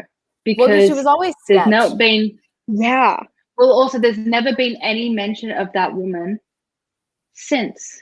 And we also spent a lot of time talking about her and thinking about her and being like, that was so weird. Like, I think she did that on purpose, and it so makes sense that she would. Did. And it would so make sense that she would do that too. And it was great. Yes, it's such her personality. Oh, I loved that reveal. Well, the other thing that was just so funny about that scene is like, as soon as Cass hears that, and Poppy's like, no, he's just like, I need her address, her name, the full name, her social security number, maiden name. I'm gonna need phone records. Like, you know, where did she go to? His level of excitement. He's like, I'm gonna need his level of excitement, ACT scores. Is like, it's like me going into my kid's bedroom on Christmas morning saying Santa's been. Yes. And he's left you presents. Yes. That was his level of excitement when he found out. Yes. He's like, not only is she a person, she's here. Yeah. And she's around the corner. And she's in the council. Oh, God. I love it. I stand. That was That was one of the best things. It was great. About It was this great entire payoff book. too. It was great. It payoff was as such well. good payoff. Yeah. Anyways, she's like, "Can we get back to the fucking conversation at hand?" And Cass is like, "Fine." Cass But is a there's grumpy pants tunnels. about it. It's funny. There's tunnels that lead to the Holy Land. And then they have to discuss her claim to the throne. And he's like, "Listen, if you don't want it, like, we can't stay here because the people are going to be divided because the Wolven view you as their queen. Doesn't matter if you actually are queen or not. And there are going to be Atlanteans that view the same thing. And if you don't sit on the throne, like, there's just going to be a divide in the people. So we'd have to leave." I mean, what I do feel like that this plot though was kind of pointless in the sense of it. It was just a matter of, look, are you claiming the throne or am I? That's how. That's all that needed to be chosen. Which one of this is, because they're both going to be king and queen. I also don't like. Now this is the member of the Commonwealth in me, but I don't like that the queen's husband is the king in this series because that's just wrong. The queen's husband is not the king. It actually depends. King outranks queen. It depends. There are a lot of cases where I said as a member of the Commonwealth, I am talking about as a British throne. But also there are times within the British monarchy where there has been a king and queen at the same time. Like, it just no. The queen is the king's wife can be queen. Sorry, the king's wife can be queen. The queen's wife husband can't be king. If the monarch is the queen, the husband is the prince consort. If the monarch is the king, the wife is the queen consort, shortened to queen. So Prince Philip was the reason why he wasn't king was because king outranks queen. Well, in this society, that just might not be the case. I don't like it though. It's rude. Well, yes, there are other places where they're like kings and queens were co. Yeah, we're like co-ranks. Yeah, I know. No. As not a member of the Commonwealth, I'm a purist. Yeah, as the people that overthrew British rule, we don't give a shit. Yeah, I don't give a fuck. You should be ashamed. But she's like, "I didn't grow up wanting this. Like, I don't know if I'd be a good queen. Like, you grew up wanting this." And he's like, "I didn't want it, but like I was prepared for it." Yeah. This is one of those, like, just to clarify, this is, in my opinion, one of those things that could have just been condensed. It could have been like, it makes sense for me to claim the throne and for you to be my wife, because it's the same result, and people are probably, and like more Atlanteans will accept me as their king and then you as their queen, and then the people who view you as queen will also accept it. More united. Yeah. All right, cool. We got a plan. Moving on. But no. They didn't have to draw out her not knowing if she wanted to be queen. Yeah. Because there was no other choice. For the story to move forward, they had to become king and queen. So there was no reason to sit here and wonder. Yeah. Like, they knew when they were, like, before, like, the whole dramatic bow to before your new queen, they knew that they were going there as the prince and princess who were going to be king and queen. Right. Yeah. And the other thing is that and now they're just queen and king. They changed the order. Yeah. Personally, if I had been editing this, or if I had been like a beta reader, I would have been like, you just condense this shit. We don't need this. Yeah. Because there's like a lot of conversations about it. Because the conclusion is so obvious. With Mummy. Yeah. Well, we all knew it was coming. Yeah. Like, this conversation and the conversation with the mom, I think would have been fine. It's every other conversation that didn't need to happen. I will say though, like when the conclusion is so obvious, it's just like, can we move on now? Yeah. Oh, there was a little bit of Alex in her. Like, there's some Alex coming out in her this book though, and I didn't like it. Like, the amount of, like, the snub towards the mum, like, to mum at the end, I'm all for. I feel like she actually went a little bit easy on her, because she was just like, "Oh, I was embarrassed," and she's like, "Well, that makes sense, and that's fine." I'm just like, "Excuse me, no, that like, we'll get to that though." But like, when she comes back and she's like, "I'm going to be queen," and she's like, "Why are you being queen?" And she's like, doesn't matter why, as long as it's my reasons. I'm just like, excuse you. That's your mother-in-law. Like, and there was no reason to be a snarky bitch Yeah. in that, it could have just been like, there's ways she could have phrased it a bit more delicately. She was just snarky for no reason, and I didn't like it. Yeah. But that's later. So then we have a quick side plot where this man shows up. His daughter was run over by a wagon carriage thing, and so Poppy goes to heal her, but like bitch dead. But Poppy brings her literally back to life. So Poppy can do that. And Poppy can do that. And they're like, oh. And so Poppy's established that she can kill people because she's killed people with a witchy woos previously. And now she can do life. And it doesn't appear like there was no talk. One thing I was surprised about was there was no talk of the consequences. Oh, I guess it was a brief thing, right? Like, maybe it won't feel right at some point and then, blah. But like there was no like consequences of her doing it, which implies that was her role. Like her role is to give life to those who are supposed to have life and and kill people that shouldn't be alive. But Yeah, she's also, she's also the granddaughter of the god of life and death. So like, it kind of makes sense that that's her role. But we don't know that yet. Yeah. Yeah.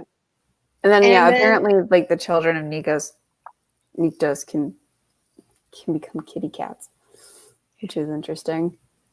So I'm not gonna lie, because I don't know if it's actually said in the scene and I missed it or not. But like, so Nyktos has 2 sons with his consort. We don't actually get her name in this. We just know she's just not the named. consort. Yeah, she's not named. Yeah, no one knows her name. But they had 2 kids, and I don't know if it was said in that scene or not. But I was starting to wonder if Queen what's-her-face, like Queen, Isbeth was his other child. But then we find out later that it's 2 sons. Yeah. I was starting to be like, she's not what she seems. Like, we've gotten enough hints, Yeah. They're like, it doesn't make sense for this or that or whatever. So I was starting to be like, maybe she's Nyktos' other kid. She's not, but no, but I was starting to think that. Yeah, and there was some useful fluff. Yes, that turned into sex, but before the sex, it was very useful. Yeah, because they crash a wedding, and like I'm looking at your notes. And yeah, you're right. We get to see like Atlantean culture and stuff like that, which is really good for world building. I wasn't okay with. But I liked the dancing scene where like Delano was like, "Do you want to dance?" And she's like, "Can I?" And Cass is like, "I don't give a fuck. Go have fun, bitch." And they go dance, and like it's just so fun. It was really weird though. Like one thing that I have found really weird is like in that like Cass is like, "Why would I mind you dancing with another man?" But then later on, someone smiles at her, and he's like, "Every time he smiles at you, I'm gonna kill him." Yeah, I'm just like, I think it's because he trusts the people that she did dance with. But she has a cute dancing scene. Kieran is having a flirty flirt with a girl while dancing, and then shit we have the happens werewolf we don't need orgy. Like she's watching Kieran get his dick sucked, receive head, not discreetly, and then when she's like, "This is really out in the open," he's like, "Oh yeah, wolves are not ashamed of their sexuality," and then there's like a gangbang happening under a canvas and shit like that, and like this and that, and I'm just like, do we need to? Did it add anything? Kieran got some. I mean, there's that. Like, good for Kieran. Like, but then what made it really weird was then because like she's an empath, she's empathing both Kieran and what the fuck's the chick's name? It doesn't matter what her name is. She died. Yeah, Lyra. Yeah, she does die. She's empathing them both. Yeah, she's empathing them. Yeah, I didn't like. Yeah. Well, and then she makes eye contact with one of them at one point. I'm pretty sure. And I'm just like, this is so awkward. Yeah, It's I just very kind of strange. ignored all that. And then I it's couldn't fine. because it was in my ears. Yeah, that's the perk of Yeah. But physical reading. before that, the fluff is good, and it The gives fluff was so good. because it grounds us, and the reason why it's good is because we're in a new place and all that, so it grounds us in where we are. Yeah. And it lets also, us it gives us a moment to like settle and kind of take everything in, but also like kind of get a feel for the new setting and everything, which is good world And the building culture. and the culture, and then the culture. But it also does establish something, because they also make a point of saying like Wolven don't allow non-Wolven to attend their weddings. And she's like, well, Yeah. can we even go? And he's like, and they're like, you're literally our queen. And so I guess Cass They only would be gets to go. honored to have you. Yeah. Yeah. Like, I don't know if Cass would have also been welcome as a previously bonded person. Maybe bonded peeps are also welcome. I don't know. It's unclear, but like they don't have an issue with him being there either. Yeah. And I don't know if it's because of his relationship with Kieran or his relationship with her. It's probably Or both. probably a little bit of both. Probably just a little bit of both, but probably mostly the fact that he's married to the queen. Yeah. So it also does I mean, it's already pretty clear, but it's also like that she's their queen. They follow her, but It just also further shows that, yeah. Yeah. Which is nice. Like, at least she's got some loyal peeps. Yeah. Because half the rest of the country want to kill her. We meet Kieran's mom, who I love Kieran's mom. She's like 9 months pregnant, and she's like, I'm ready to just get it I was out. feeling his mom so much. I was feeling that. I'm just like, she's lovely. Yeah, she is lovely. Yeah. I will say one thing I did enjoy about this book as well is there wasn't as many. She likes to stab him. How cute! Like there wasn't really many of those moments in this book, which I did appreciate. Yeah, because I'm not gonna lie, I was waiting for Kieran's mom to be like, "I heard you like to stab him. Good on you." Right. Like, yeah, but it didn't happen. It didn't happen, which was good. And then so then we go talk to the parents. Yeah. And yeah, it's just, it was funny, but only because it was so fucking awkward for her. Which it was I good. thought was good. Yeah. It was good. It was just funny. It was funny as the reader, it was funny. So the secondhand embarrassment and awkwardness was there though. Yeah, for sure. And they're like, okay, well, God M has to be your dad. But they also thought he was a deity. So they're like, deity M has to be your dad. And she's like, I don't like that. And like, because also let's just remember as well that Cass's mom was married to the god M, formerly known as deity M. Yes. And then he apparently ascended his mistress. Yeah. And so she had the marriage annulled and married Cass's dad and took his kingdom. Yeah. She's like, I'm divorcing you, but I'm keeping the fucking crown. Yeah. So it's a bit awkward if she's his daughter. Yeah. Because at first they thought that she was just a descendant of him, which was like, oh, that's fine. But no, like they're like, no, you are like second gen, like you're up there, dude. Yeah. But they're like, also, we don't know how it's possible to now it's your dad. Yeah, we're like, we don't know how this could happen. He got locked away. Yeah. So they're like, this is the only thing that makes sense, but we don't know logistically how boink happened, essentially. And then the mom's like, I want to talk alone. They talk about the Blood Queen. They talk about God M and Brother M. And she tells the mom the full plan that's been like that they said on last book that was like established book one. Like she tells them everything. She's like, okay, fine, but my husband wants blood. The armies are literally ready. And we're gonna kill every wink, Ascendant, wink, including the older Ian and Tawny. Yeah, and then she's like, and wink, wink, the older generation are going to war unless the younger generation, wink, wink, step up. Yeah, And like, And she's no, like, mom. yeah. Mom's like, stop. Mom's like, you can like, without saying this, she's like, you are the only one that can stop this.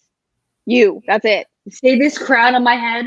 I need you to take this and put it on your head and say, And no, stop army, the no. war. Bad army. Yeah, bad army. You know? Yeah. Mom is like, my adorable sweet husband wants to go to war and kill everyone. He wants to go to war and kill everyone. Yeah, like you could take this crown. huh? And she's like, so if I like trip and my crown falls off, like you should pick it up. You should pick it up. And she's like, oh, I don't know if I'd be a good queen. And the mom just goes savage mode. She's like, I don't give a shit what you've been through. People have been through shit. All right. Your suffering is as great as any, and any suffering is as great as yours. But you are a descendant of a freaking god. You will be fine. Yeah, like, I was like, savage. Yeah, like she's like, look, like effectively it was like, she's like, with the exception of your blood, you're not special. Yeah. Yeah. She was just like, because Poppy's like, well, I don't know if I'd be a good queen. She's like, oh, sweetie. Well, it doesn't matter. Because you have shit to do. So you can stop whining, and I'm going to trip, and you're going to take the crown, you dumb bitch. And Poppy's like, and I'm like, yes. She at that point, like, she's and you have very less than a week like, to pick that fucking crown up. Yeah, because she's like, you have less than a week before the army's mobilized. And she was like, okay. And so they're like, okay, well, then we'll go to the Capitol. You can meet the people, fall in love. Real quick about writing, because I want to pause here. Something that makes an annoying character trait less annoying, and we've said this a million times, but this is a great example of it, is when another character reacts to it appropriately. So Poppy being like, I don't know, but I'm like such a good person. And the mom being like, yeah, you and everybody else, bitch. Do you want this or not? Like, I love that. Yeah. That was a great conversation. I mean, like I don't like. I feel like Poppy hadn't overused my life previously sucked. She hadn't overused it yet. No. Yet. Yeah. But we could have gotten there. But then Mom's like, yeah. And she only used it again when she's talking to the council. Right. Just to be like, listen, I'm on your side. Yeah. Like, but to have a mentor character be like, yes, your life is so sad, but I need you to, but you happen to have all this blood, and so you don't get to have that luxury of your life being sad. So I'm going to need you to get your fucking shit together and stop it.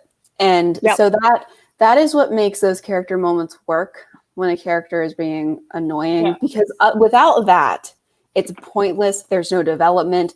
We're just sitting there like, Poppy, please. But instead of us having to do that, the queen is like, Poppy, sweetie, I'm gonna stab you. Because I don't know if it's actually outright stated or if there's just the undertones, but it was effectively because like Poppy's also like, I will never be controlled again. Like that's her thing now. Yeah. And you could tell she wasn't happy with the timeline that was given to her. And she's just like, well, like, but effectively it was like, well, if you don't want me to tell you, you need to take the crown, then you just need to accept the fact that armies are going to be marching off to war. That your brother's probably you have a choice. And it's a good dichotomy because have a choice here. Because it's Poppy kind of realizing that, she might not want to be controlled, but nobody's ever completely in control. Yeah. Never. Yeah. Like, sometimes you have to react to shit. The world keeps moving. Choice. Yeah. The world keeps moving whether or not you want it to. And it's your choice how you handle it. And you can either do the right thing or you can let the armies mobilize. Yeah. Yeah. Well, it honestly, it reminded me of one of my favorite moments from The Wheel of Oshime, which again is like my favorite book, but when the Red Queen is talking to Jalin, and Jalin's like, why would you make me the chosen one? I don't want to be the chosen one. And the Red Queen is like, me either, but your sister died, and so here we are, and you're fucking the chosen one, and you're bad at it, I know, but you're gonna have to not be bad at it, or we're all gonna die. So figure it out, you dumb whore. And Jalen's like, why would you do this to me? But it's a good moment because he's like, I'm the chosen one. She's like, no, the chosen one just died. So you're backup chosen one. You're the backup chosen one, which was honestly bad plan, but still. So figure it out. And he's like, yeah. Yeah, but it's always a good moment when you have somebody slap sense into your main character. I love it. I live for that. Anyway, so we have that, and then Kieran, then dad and husband and Kieran are like, "Hi, your brother's in Spessa's End and is requesting an audience with you." And she naturally is like, "Okay, we're going. We're like, that's it. We're going." And the king and queen are like, "No, you shouldn't." And she's like, "I don't give a shit. That is my brother. I am going." Also, like, in the conversation with the queen as well, the queen's like, "What if your brother is ascended and evil?" And Poppy's like, evil, "Look," and she was effectively, Poppy was like, "Look, I'm not going to enjoy it, but I'm going to do the right thing." Yeah, she's like, "I know my brother would hate that. The brother I knew, I will kill him." And good on her. Poppy's like, "I hope he's not, but I'm prepared for the worst," which I'm like, good on you, Poppy. Yeah. It would be so annoying if we had to sit there with her being like, "No, my brother is special." Like, he's definitely not evil. And she's like, "There's no way for me to know." Until because at this point as well, they're not even sure if he is ascended, because it appears he's ascended, but they also don't know. There's also a question of his parentage as well as her own. Yeah. So they're like, shrug. Yeah. But they confirm that because Netta, Kieran's sister, is here because she was the messenger, and she's like, "No, he's ascended." And so that we get that confirmation. She's sad and angry, and she's like, "Well, shit, okay. I know what I have to do if he's evil, If he's evil, I know what I have to do." Because it's also established that some ascended control themselves and they're not evil. Yeah. One thing I also want to praise about this book is the fast travel mechanics that came in. When we've been to a location and we've like gone on the road, we just fast traveled there. We just fast travel. We skipped the travel, which I was like, thank God. Yeah. Because so many books don't do that. And I'm like, no, we don't. Especially we can just fast travel. Yeah, especially in a world where everything's like, they're on horseback or walking, so it's like a 2 or 3 day ride, and I'm just like, no one cares about the 3 day ride. Nothing happened. Yeah, and so I'm glad that. Yeah, it's good if you're just like, all right, we're gonna go to this, and then the next thing you're like, all right, so after a 3 day ride, we're here. And it's like, thank God. I really appreciate that. Also, there's like no House of Night syndrome, where it's like, we see something and then the characters have to tell the thing that we just saw. Like it's just in like the prose where it's just like, so I told them everything that happened with this situation, and I'm like, thank you God. Yeah. I don't.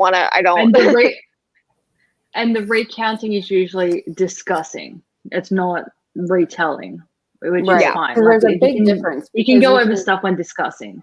Right, because usually how it's done, this is the structure, and it's a good structure. So something happens, and then you scurry on over to somebody, and then the prose says, "I told him everything," and then he's like, "Oh, so this time and blah blah blah blah blah," and then we talk about it, and that's a good structure. Or if they're both there for it, or if they're both there for it, we get the other character's insight into what they were thinking during the thing that we're inside the other character's head for, which is good, And then you only recount events when it's relevant. So later on, when after someone gets beheaded later, she flat out says, "I got to witness a beheading, and this happened, and then this happened," but it serves a purpose. The recounting, but it's for effect. Right. Yeah. Because that's a bit too much to just be like, "So I told him what happened." It's like, well, maybe we should talk about it. Maybe we need to unpack all of that. So anyway. Which is something that she does very well in this series, which is nice. So we fast travel. Yeah, we fast travel, and like we're just like Cass and her just talking, and he's like, "Listen, you need to keep your emotions in check because I know as well as you how hard this is going to be, and I don't want you to do something you're going to regret, aka mass murder." And she's like, "Okay, I will keep my emotions in check. Thank you for this powwow." And then it's time, and we're seeing. This was sad. This was just sad. Her seeing him. And his message is the queen wants to meet with them. They know armies are gathering, but they don't know that Poppy's the rightful queen. They don't know that part yet. But Alistair was telling the queen and the Ascended everything, basically. Oh yeah, Ian and Vanetta, they exchanged literally 2 lines. And obviously this is not going to happen now, but I kind of shipped it. Those 2 lines that they said, because he was like, "Oh, I was so looking forward to our conversations." I was like, Can we? And then no, that was ripped out real quick. But Yep. Yeah. But it was as beautiful. It was a beautiful maiden voyage that sank like 5 minutes after it pushed off. But also he's essentially like, you couldn't win a war. Like, we have these things called revenants. She's like, "The fuck are those?" And he's like. And like, and in her head as well, she's like, "I have to kill him. And then she's like, "But fuck." She's like, "If I do a kill, because then like we shall meet at a place." But then she clicks that if I kill him especially while he's here as an envoy for the queen, that could be seen as an act of war, and shit ain't gonna go well. So she's like, "Okay." Right. And then he's like, he's like, "Sister dearest, may I hug you?" And she's like. And at this point, she's accepted that's not her brother anymore. Yeah. She's like, "This is not my brother." And then they hug. And then he whispers in her head, like, and Cass, because Cass is right next to her, so he's the only other person that heard this. But he's just like, "You need to wake up the god. Oh, you need to wake up Niktos. Only his gods can help you. Okay, bye." Yeah, he's like, "I know the truth." And you need dragons. Wake up Niktos. His gods can help. Yeah. And I was so excited. Oh god, it was so short-lived, but I was so happy. I'm like, thank goodness. I was like, thank God thank God she didn't kill him. I know. You're right. And I mean, like the next scene at that point, either way would have been smart. Like, you're trying to avoid war. And then in the next scene, she's like trying not to be excited about the fact that her brother's a person still, because nobody knows. But she's jumping up and down on the spot as well. Yeah. Like she can't sit down. She's just walking, and she's like, "Oh my gosh, this is insane." She's just super excited. And they're like, "Okay, well, he like Nick just had dragons. I guess that's what he means is we need to get the dragons." Which they're shape-shifting dragons, which means they're humans that can become dragons, and I want to be them. I want to be dragons. I suppose I should eventually. I suppose I should write. I suppose I should actually finish writing my series. Yes, you should. My first book, even, because that's what it's about.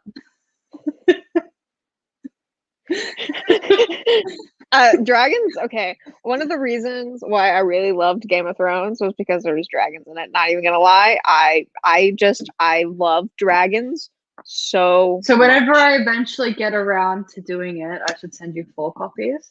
Yes, I just want all of the dragons. God. So as soon as dragons were involved, I was like, I'm here and I'm not leaving. Hello, Carby Warby. So, and then she says out loud, she's like, "I'm going to accept the crown." And then we get more of the Craven attack, and this is when it's confirmed there was someone there dressed like the Dark One, which is Cass, but it's not Cass that's there. And then we fast travel back, and we're approaching the Capitol, and we start getting shot at because the action. They get bombarded, so she uses her mega death. She performs lay on death and just mega deaths them. What do they call that? I don't remember. that So I don't remember where, what the spell was called. where Noah had to nuke. Oh, inflict Christian's wounds, stuff. inflict death. Inflict wounds. Yeah, we Yeah. called it inflict death because Christian just mass murdered Because it like the was first so night of that OP. campaign. It was Yeah, so no, I was like, we OP. gotta nuke this. We can't. Mwah. We made it. It's pretty, is my note, because like there's like pages of just the description of it, and it's very pretty. Mhm. We run into some of his old friends, and I realized we're gonna meet Willa soon. Yeah. Then we get crowned. We are king and queen now, bitches. Yeah. They have to but- choose advisors. Blah. Yeah, so it's made very, very clear in this scene though that like some of the council are like sounds reasonable. Yeah, and then there's two specifically, Gregory, and then I don't remember the other one. Sven. I think it might be Sven. They're like, we don't trust you. We don't trust you at all. And they don't refer to her as your majesty. Yeah, They don't bow to her at all. Yeah. And Cass is like, excuse motherfucking you. Yeah. Because there's another thing as well. When they go to meet his mom and dad for the first time as well, they see the crest, and it's a sword and an arrow folded over each other, and the arrow is smaller than the sword. And she's like, "Why is it like that?" And they're like, "Well, it's always the same crest, except people can choose to change it, but not change it, but tweak it." And she's like, "But they should be equal." And so, like, literally, the first thing she does after they're crowned is she's like, "I want the crest to be equal." And yeah, whatever. I get it. Like, you and Cass are going to be a team. Like, it's cool. We got that. But arrows are actually smaller than swords. I don't get it. Yeah, right. Like now the arrow's oversized. Like, from a design standpoint, silly. But then, like, after she's crowned, they're about to go meet with the council, and she just takes a minute to herself, and then someone comes up to her, and she's like, "So I guess you found more in that room than just like, you know, like solace or whatever," she said in the first book. And she's like, "What? It was you?" And she's like, "Hi, my name's Willa," and it was so good. Yeah, it was. The reveal was awesome. Like, we knew it was coming, but like we didn't know that moment. I didn't know that she was gonna be the one from book one. I didn't know that. So I she's had already not that coming. She's already met her, and I'm like, ugh. Yeah. So I really liked that conversation for multiple reasons. Like, 1, the intro, 2, the middle, and 3, the end. I just loved the whole thing. I was just so into this entire conversation. Like if Willa's in a scene, the conversation. Yeah, so like Willa, I'm pretty sure it's in that scene. Like, it's established Willa is a seer. They don't believe in prophecy, but they do believe in seers. She manages, like, she gives some like cryptic seer advice stuff. You know, that's after the coronation, but yes. Oh, okay. But she does. Yeah, but I do love those where she's also like, by the way. And this could be in the later conversation too. But like, just as before she walks away, she's like, "By the way, page 332 has some really fun stuff for you," or something like that. Like, something she's to like, that effect. You got questions? I'll tell you what chapter to go to. And she's like, "Oh my god, oh my god, oh my god." There we go. It's so fucking funny. That's the conversation after the That's council the second meeting. conversation. But like, yeah. But still, well, I've merged the 2 conversations in my head, and I'm fine with that too. Yeah, it's still, no matter what, anything that's a conversation with Willa, I'm gonna be so into. It's not even funny. Yeah. And so they reveal their plan to the council. They're like, "We're gonna go to Elysium, and we're gonna wake Nyktos, and we're gonna get his guards." And they're like, "Hey, you king and queen, you shouldn't be doing that." Yeah, they're like, "That sounds like a bad idea," because, like, you know, and Willa's like, "God, no, shut up. It's fine. They can do it. Just don't enter the city of the gods, because if you do, you don't return." And the theory about that is that their afterlife is called the Veil, and the theory is the Veil. City of the gods is the Veil.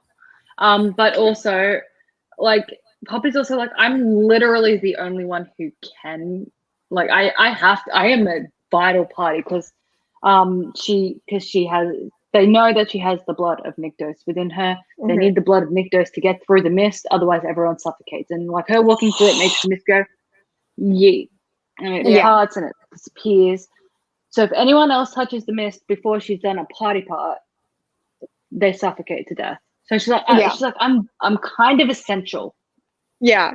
And again, I don't mind the whole chosen one part of her character because she's literally in every position she's in because she's the chosen one. It's not like Alex where, there's no reason for Alex to be the rebel that wouldn't listen to anyone and is a pain in everyone's ass and does this and that and God knows what else. And then magically, the one rebel student happens to be the chosen one. Right. I don't mind the chosen one. But also, like, the other thing with Poppy is people keep her in check, first of all. But more than that, like, the chosen one thing is kind of built up, and, like, she doesn't feel like a chosen one. It bit by bit. She feels like someone who happens to be a chosen one, which is different. Has a different feel. She's like to it. Harry. Yeah. Yeah. Or she's a chosen one for a reason, and that reason just gets expanded upon, and it makes sense. Yeah, like she was the maiden, but like everything about her has been like she was the maiden because she's the chosen one.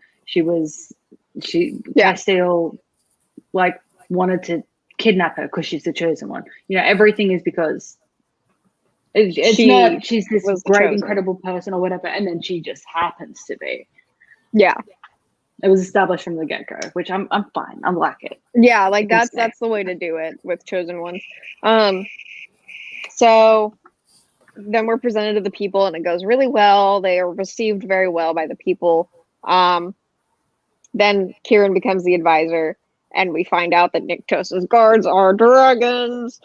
Yep. Yeah. And then we fast travel to which the had already tunnels. been previously established, but Poppy forgot, so we got to re-establish that because it was just a passing thing, so the reader forgot. So I think that's why she did that. Yeah. So then they make it. So then they go. I wrote down. I like how fast this is going. Like we didn't dwell on a lot of stuff. Like we're here, we're going in.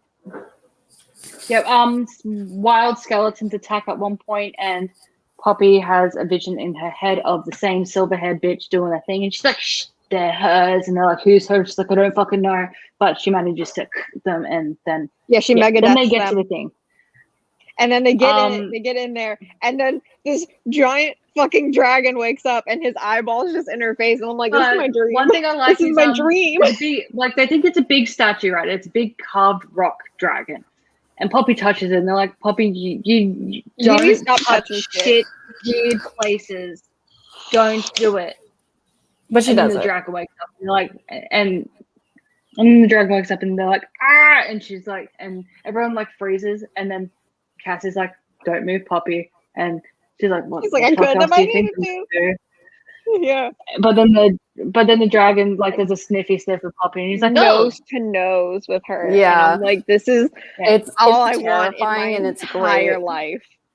I wish dragons were real. I know, right? I want one. Oh man.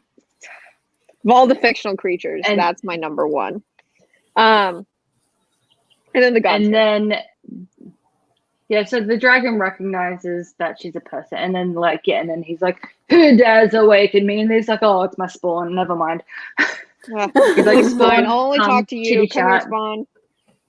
And so they go inside, and he's like, "We've got to be quick about this, otherwise your friends are gonna, because this place is not for them." And she's like, "Okay." Well, can I have your dragons, please? And he's like, "You had the power on you the whole time. Now be gone." And she's like, "Excuse you?" He's like, "Be gone," I said, and he shoves her out the door. Yeah. But it's also really interesting because in that scene, he's like, "I already know everything you want to ask me." And he lists off like all of the questions that she wants answers to. And I was like, damn, that's a power move. Twas effective, and though, just rapid fire. Like, here's a PowerPoint, moving on. Like, I will. Yeah, like I'm not answering any of those questions. I'll email it to you later. Can you please leave now?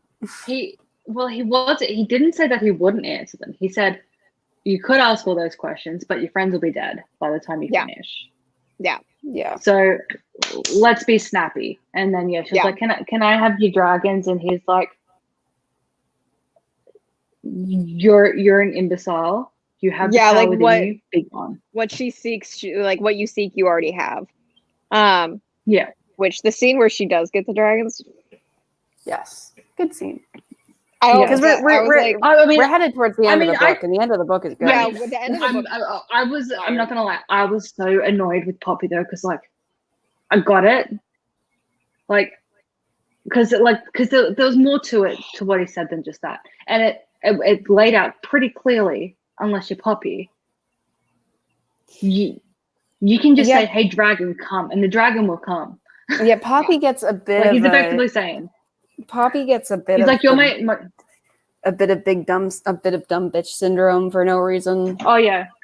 Okay. Oh yeah. So that conversation also establishes the original gods are the primals. I don't know what happens to primals, but the and but then Nyctos there's is a primal. But Nyctos is a primal, and he managed to stick around. And he goes, the primals are special. A god can only keep being a god in the mortal realm if the god is born in the mortal realm. It doesn't matter how far down the bloodline you are, you would not be any less powerful because I am me and you are special. And you have what you need. You want my dragons, you have what you need, be gone. And I'm just like, just say dragons, come. And she didn't. I'm like, I feel like a lot of what does work about that conversation? What does work about that conversation though is that Nyctos is like, BT dubs, you're not special. I'm the one who's special. You just happen to be my sperm. You're special because of me, bitch. Yeah, he's like, which also kind of brings her down a peg from being like the magical chosen one. He's like, no, bitch, I'm the magical chosen one. Me. You just happen to be spawn. Yeah, you're just my spawn. So like, fuck you, get out. Yeah. And it works. Sperm is sperm. Yeah, it works. It works to bring her. It works to bring her specialness down a peg because he's like, no. I'm the special one. You just get to benefit. And it's like, okay. Yeah, but that conversation, I'm pretty sure it's that conversation that establishes that God M is not deity M, but he is in fact God M because no, it's he later. Is his son. It's Did later. It establish that he's his son? No. So that's later. Okay. Isbeth tells them that. But she also asked him what revenants are, and he's like disgusted, and he's like, they are the bane of my fucking. No, they suck. Well, I don't think 0 out of 10. That's right. That because he was just like he did the whole "you're not special, I'm special" speech, and then she's like, "But what's a revenant?" And he's like, "You have what you need. Go, go, go." Yeah, and that's when he's like, you already got what you want. Yeah. So.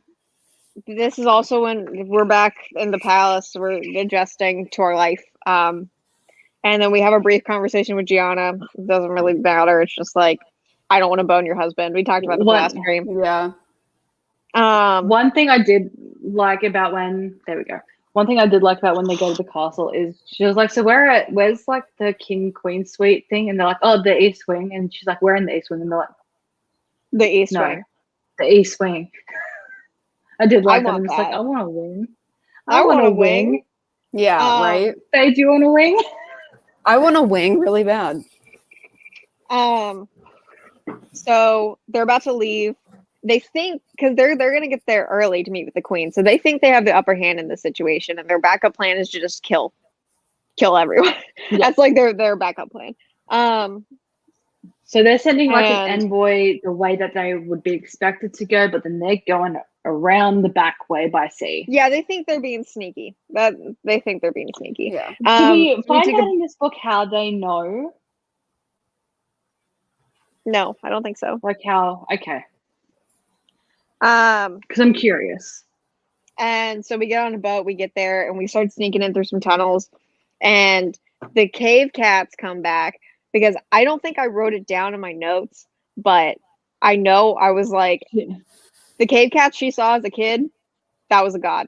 That 10 out of 10, that was a god. Like as soon as I can't remember which was the second conversation. I think no, it happened at the same time. She saw the pictures, was like, oh, I saw a cave cat. Yeah, I think I had the same thought. But then we see a cave cat.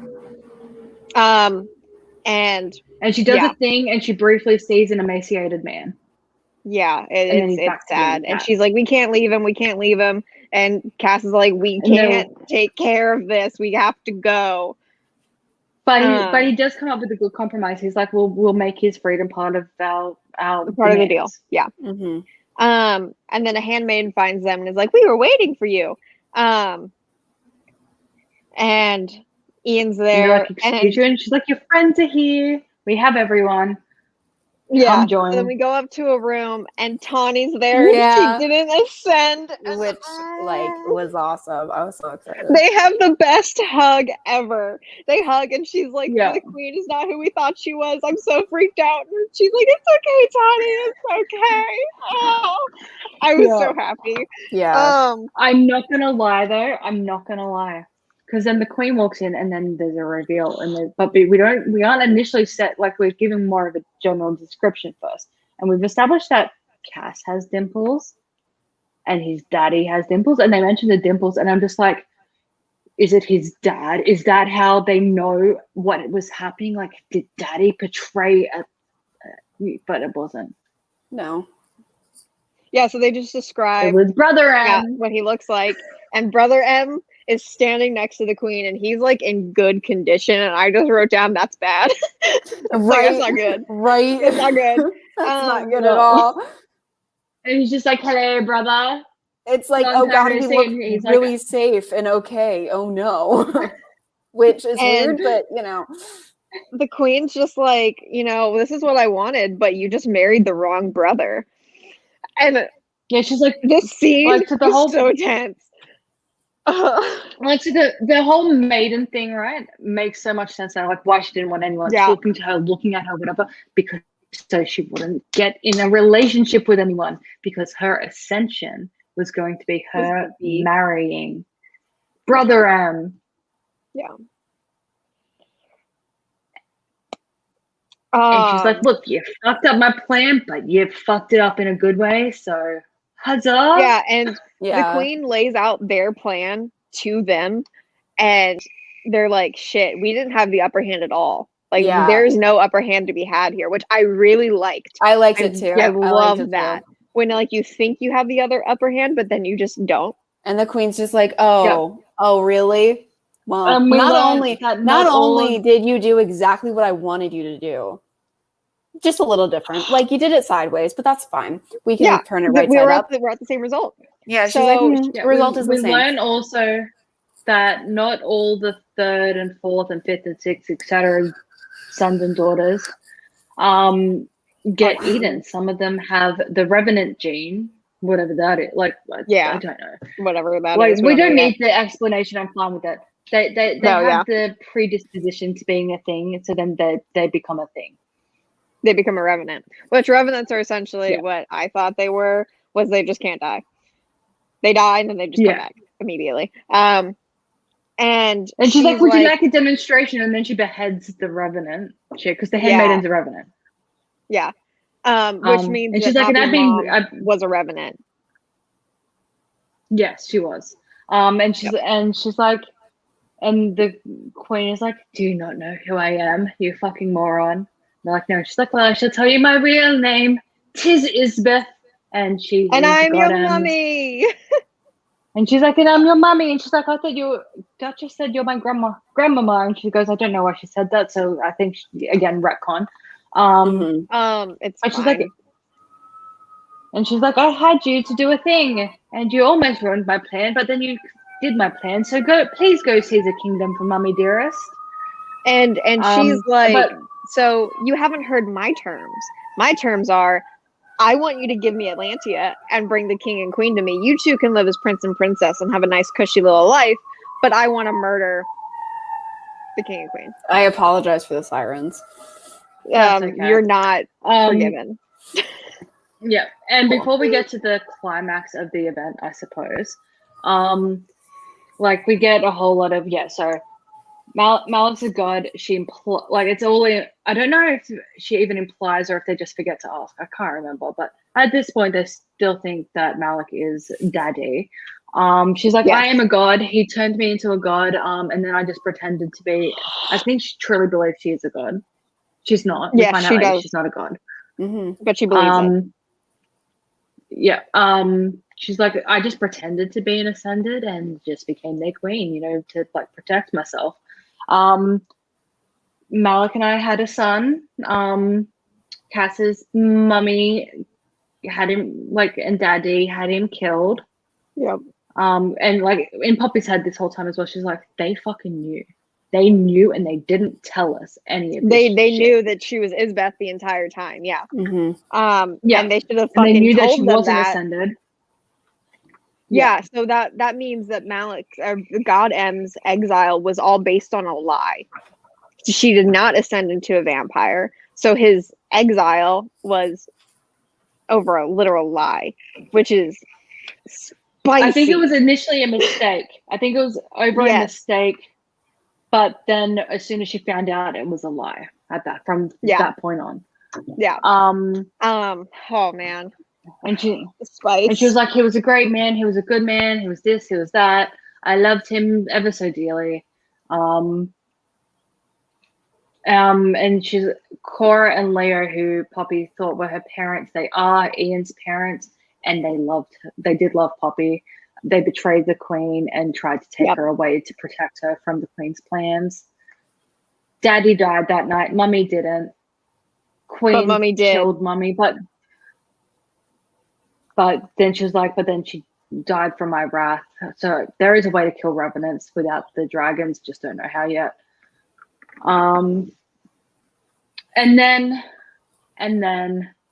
they refuse the offer. And brother gets a beheading.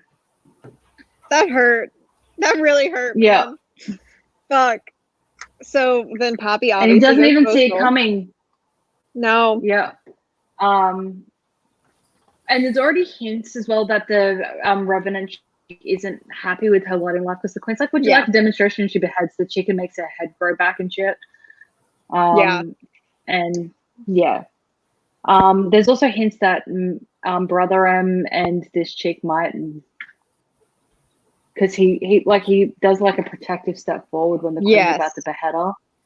So I think they're a thing. Maybe that's why he's doing maybe that's why he is how he currently is, because he's playing the role. I'm hoping. I'm hoping, but we'll see. We'll see. Hopefully next book, maybe 2 books from now. We'll see. So then the Queen force like, you're Poppy. Dumb. Yeah, so she like force chokes her. And like Cass is killing is like, her. you can't get. And Cass is like, you can't get what you want if you kill her. Take me. If you have me, she'll do whatever you want, because blah blah blah. And then Poppy passes out and wakes up, and they're in a city or outside a city. I think it's that city. They're outside the city now, and the Queen and whatnot have moved on. Tawny's there, and they're like, she's a gesture of good faith, and she's like, where's Cass? And they're like, well, also Lyra got deaded. When she's doing chokey choke, Lyra went to do it to protect her, and the Queen went, and she's dead. And when Poppy finds out that the Queen has Cass, she has a goddy tantrum. Oh, she also establishes she's a freaking god by this point. She knows she's a god. Yes. Yeah. And she has a goddy tantrum. All the people are freaking out, and they're like, bitch, you need to chill. These people don't deserve to die. And she's like, you're right. And the handmaiden's there too. Brings it in. And she's like, where's my husband? Where? KS husband. And she's like, this is where she would probably take him. And she tells the Revenant. Yeah. That the Revenant's like, you just need the fire of the gods. And so it's pretty clear that the Revenants are still like, they might be abominations, but they're still people with their own thing. And then she's like, well, Mummy was a Revenant and she tried to do a thing, and so she loved me. Like, yeah, like maybe we can trust her. She's like, maybe this chick is a potential ally. Yeah. And then we fast travel back to the capital of Atlantia, and we confront. Is this when we confront her? But before she storms in, Sven and other guy, Gregory, yeah, they're like, what's crawled up your ass? And Diamond, where pray tell is Castile, and she's like, "Excuse fucking you, I am not only am I your fucking queen, I am your fucking god," and does a god thing, and they're all just like, Oh shit. Yeah. and everyone kneels. One of them kneels. I think Jeffrey kneels. Sven doesn't, and she's like, "You really want to freaking try me?" He's like, "Fine, I guess I'll kneel." And then she's like, "Okay, you need to go," because she wants to kill him. And she's like, "You out, you out." And then she looks at Everyone she's like, out. "And I you want and to need talk have to freaking Eliana. words." Yeah. Yeah, half the queen's loyal guards won't leave. Oh, former queens now. Loyal guards won't leave, and she's like, "I don't think you want anyone to know what I'm about to say to you." Yeah. And then she's like, "How fucking dare you? You lied. You're a bitch. It's your fault your son was taken. Your other son's alive. It's all your fault." She Fuck literally, you. she's like, ask me where Castile is. Ask me. Look me in the eye and fucking ask me where he is. And I'm just like, this is so much Yeah, spice. it was. It was so It was good. very spicy. I was like, go off, sis. I was with her until one, she let her calmly explain. She was like, "Why didn't you tell us?" And she's like, "Because my ego, and I was embarrassed, and I didn't want anyone to know about my shame, oh the woes." And Poppy's response isn't like, "Are you fucking kidding me?" Her response is like, Yeah. "Okay," and I'm like, "No, it's not okay. Yeah, not okay. Yeah. Not cool. People died. People died. Your son was taken." Both of your people sons have died. been taken now. Both of your sons are gone. And she's like, "Is he still alive?" And like, she's still got the little swirly swirl on her hand. So she's like, "He good fan. Well, he's not good, but he's alive." He's being tortured probably, but like he's alive. And who knows what state he's gonna be in when we get him back, but like Yeah. And she does say that too. She's like, "He's alive," and she's like, "But with his history, it's probably not the best case scenario for him," to his mother, and his mother's just like, "Oh no." Like, she was so cutting at first, and I was there for it. yeah. I was like, It was spicy. But then so war's but coming then and she's we're gonna like, go back to Elysium. oh yeah, so Tawny's unconscious at this point. She's like, "You, mother-in-law, go look after my best friend. She's precious. Make sure she stays precious." Willa comes, like, it looks like she's gonna be okay. And then her and Kieran, she didn't want anyone else to go, and Kieran's just like, "No," and she's like, "But I'm a god." This all happened off page, but we got to recap. I can just imagine this. It's just like, I'm your queen. I don't care. I'm going with you. I'm your god. I don't care. I'm fucking going with you, bitch. Yeah. So they go and they talk to the dragon, and they're like, "Okay, like we have a common enemy. I get it. But can you bring God M home?" And she's like, "What?" And they're like, "Oh yeah, by the way, God, your father. You didn't yeah, say can God you? M. Oh, that's right. Can you bring your father father home?" to wake up the consort? And she's like, "But Malik," and they're like, "No, Malik's my dad. It's his twin. His brother is." Yeah. And then his she's like, twin brother. "What did he change into?" And they're like, "A cat." And then we flash back to the cat in the cage. The cat. She met her dad. And then And she's like, "Fuck yes, fuck yes, we're bringing daddy back." Yeah, we'll bring Dad home. Let's go. And then dozens of dragons just like come out from the ground and awaken, and it's so badass. And It is badass. And then we go back, and Tawny's doing better at this point. Because I forgot there's like an after thing. What else happens in that after bit? We talked to Daddy-in-law for a moment, and he requests that Malik gets a quick end. He's like, "Give my other son a quick end," and that hurt. Yeah. And that's right. I remember now.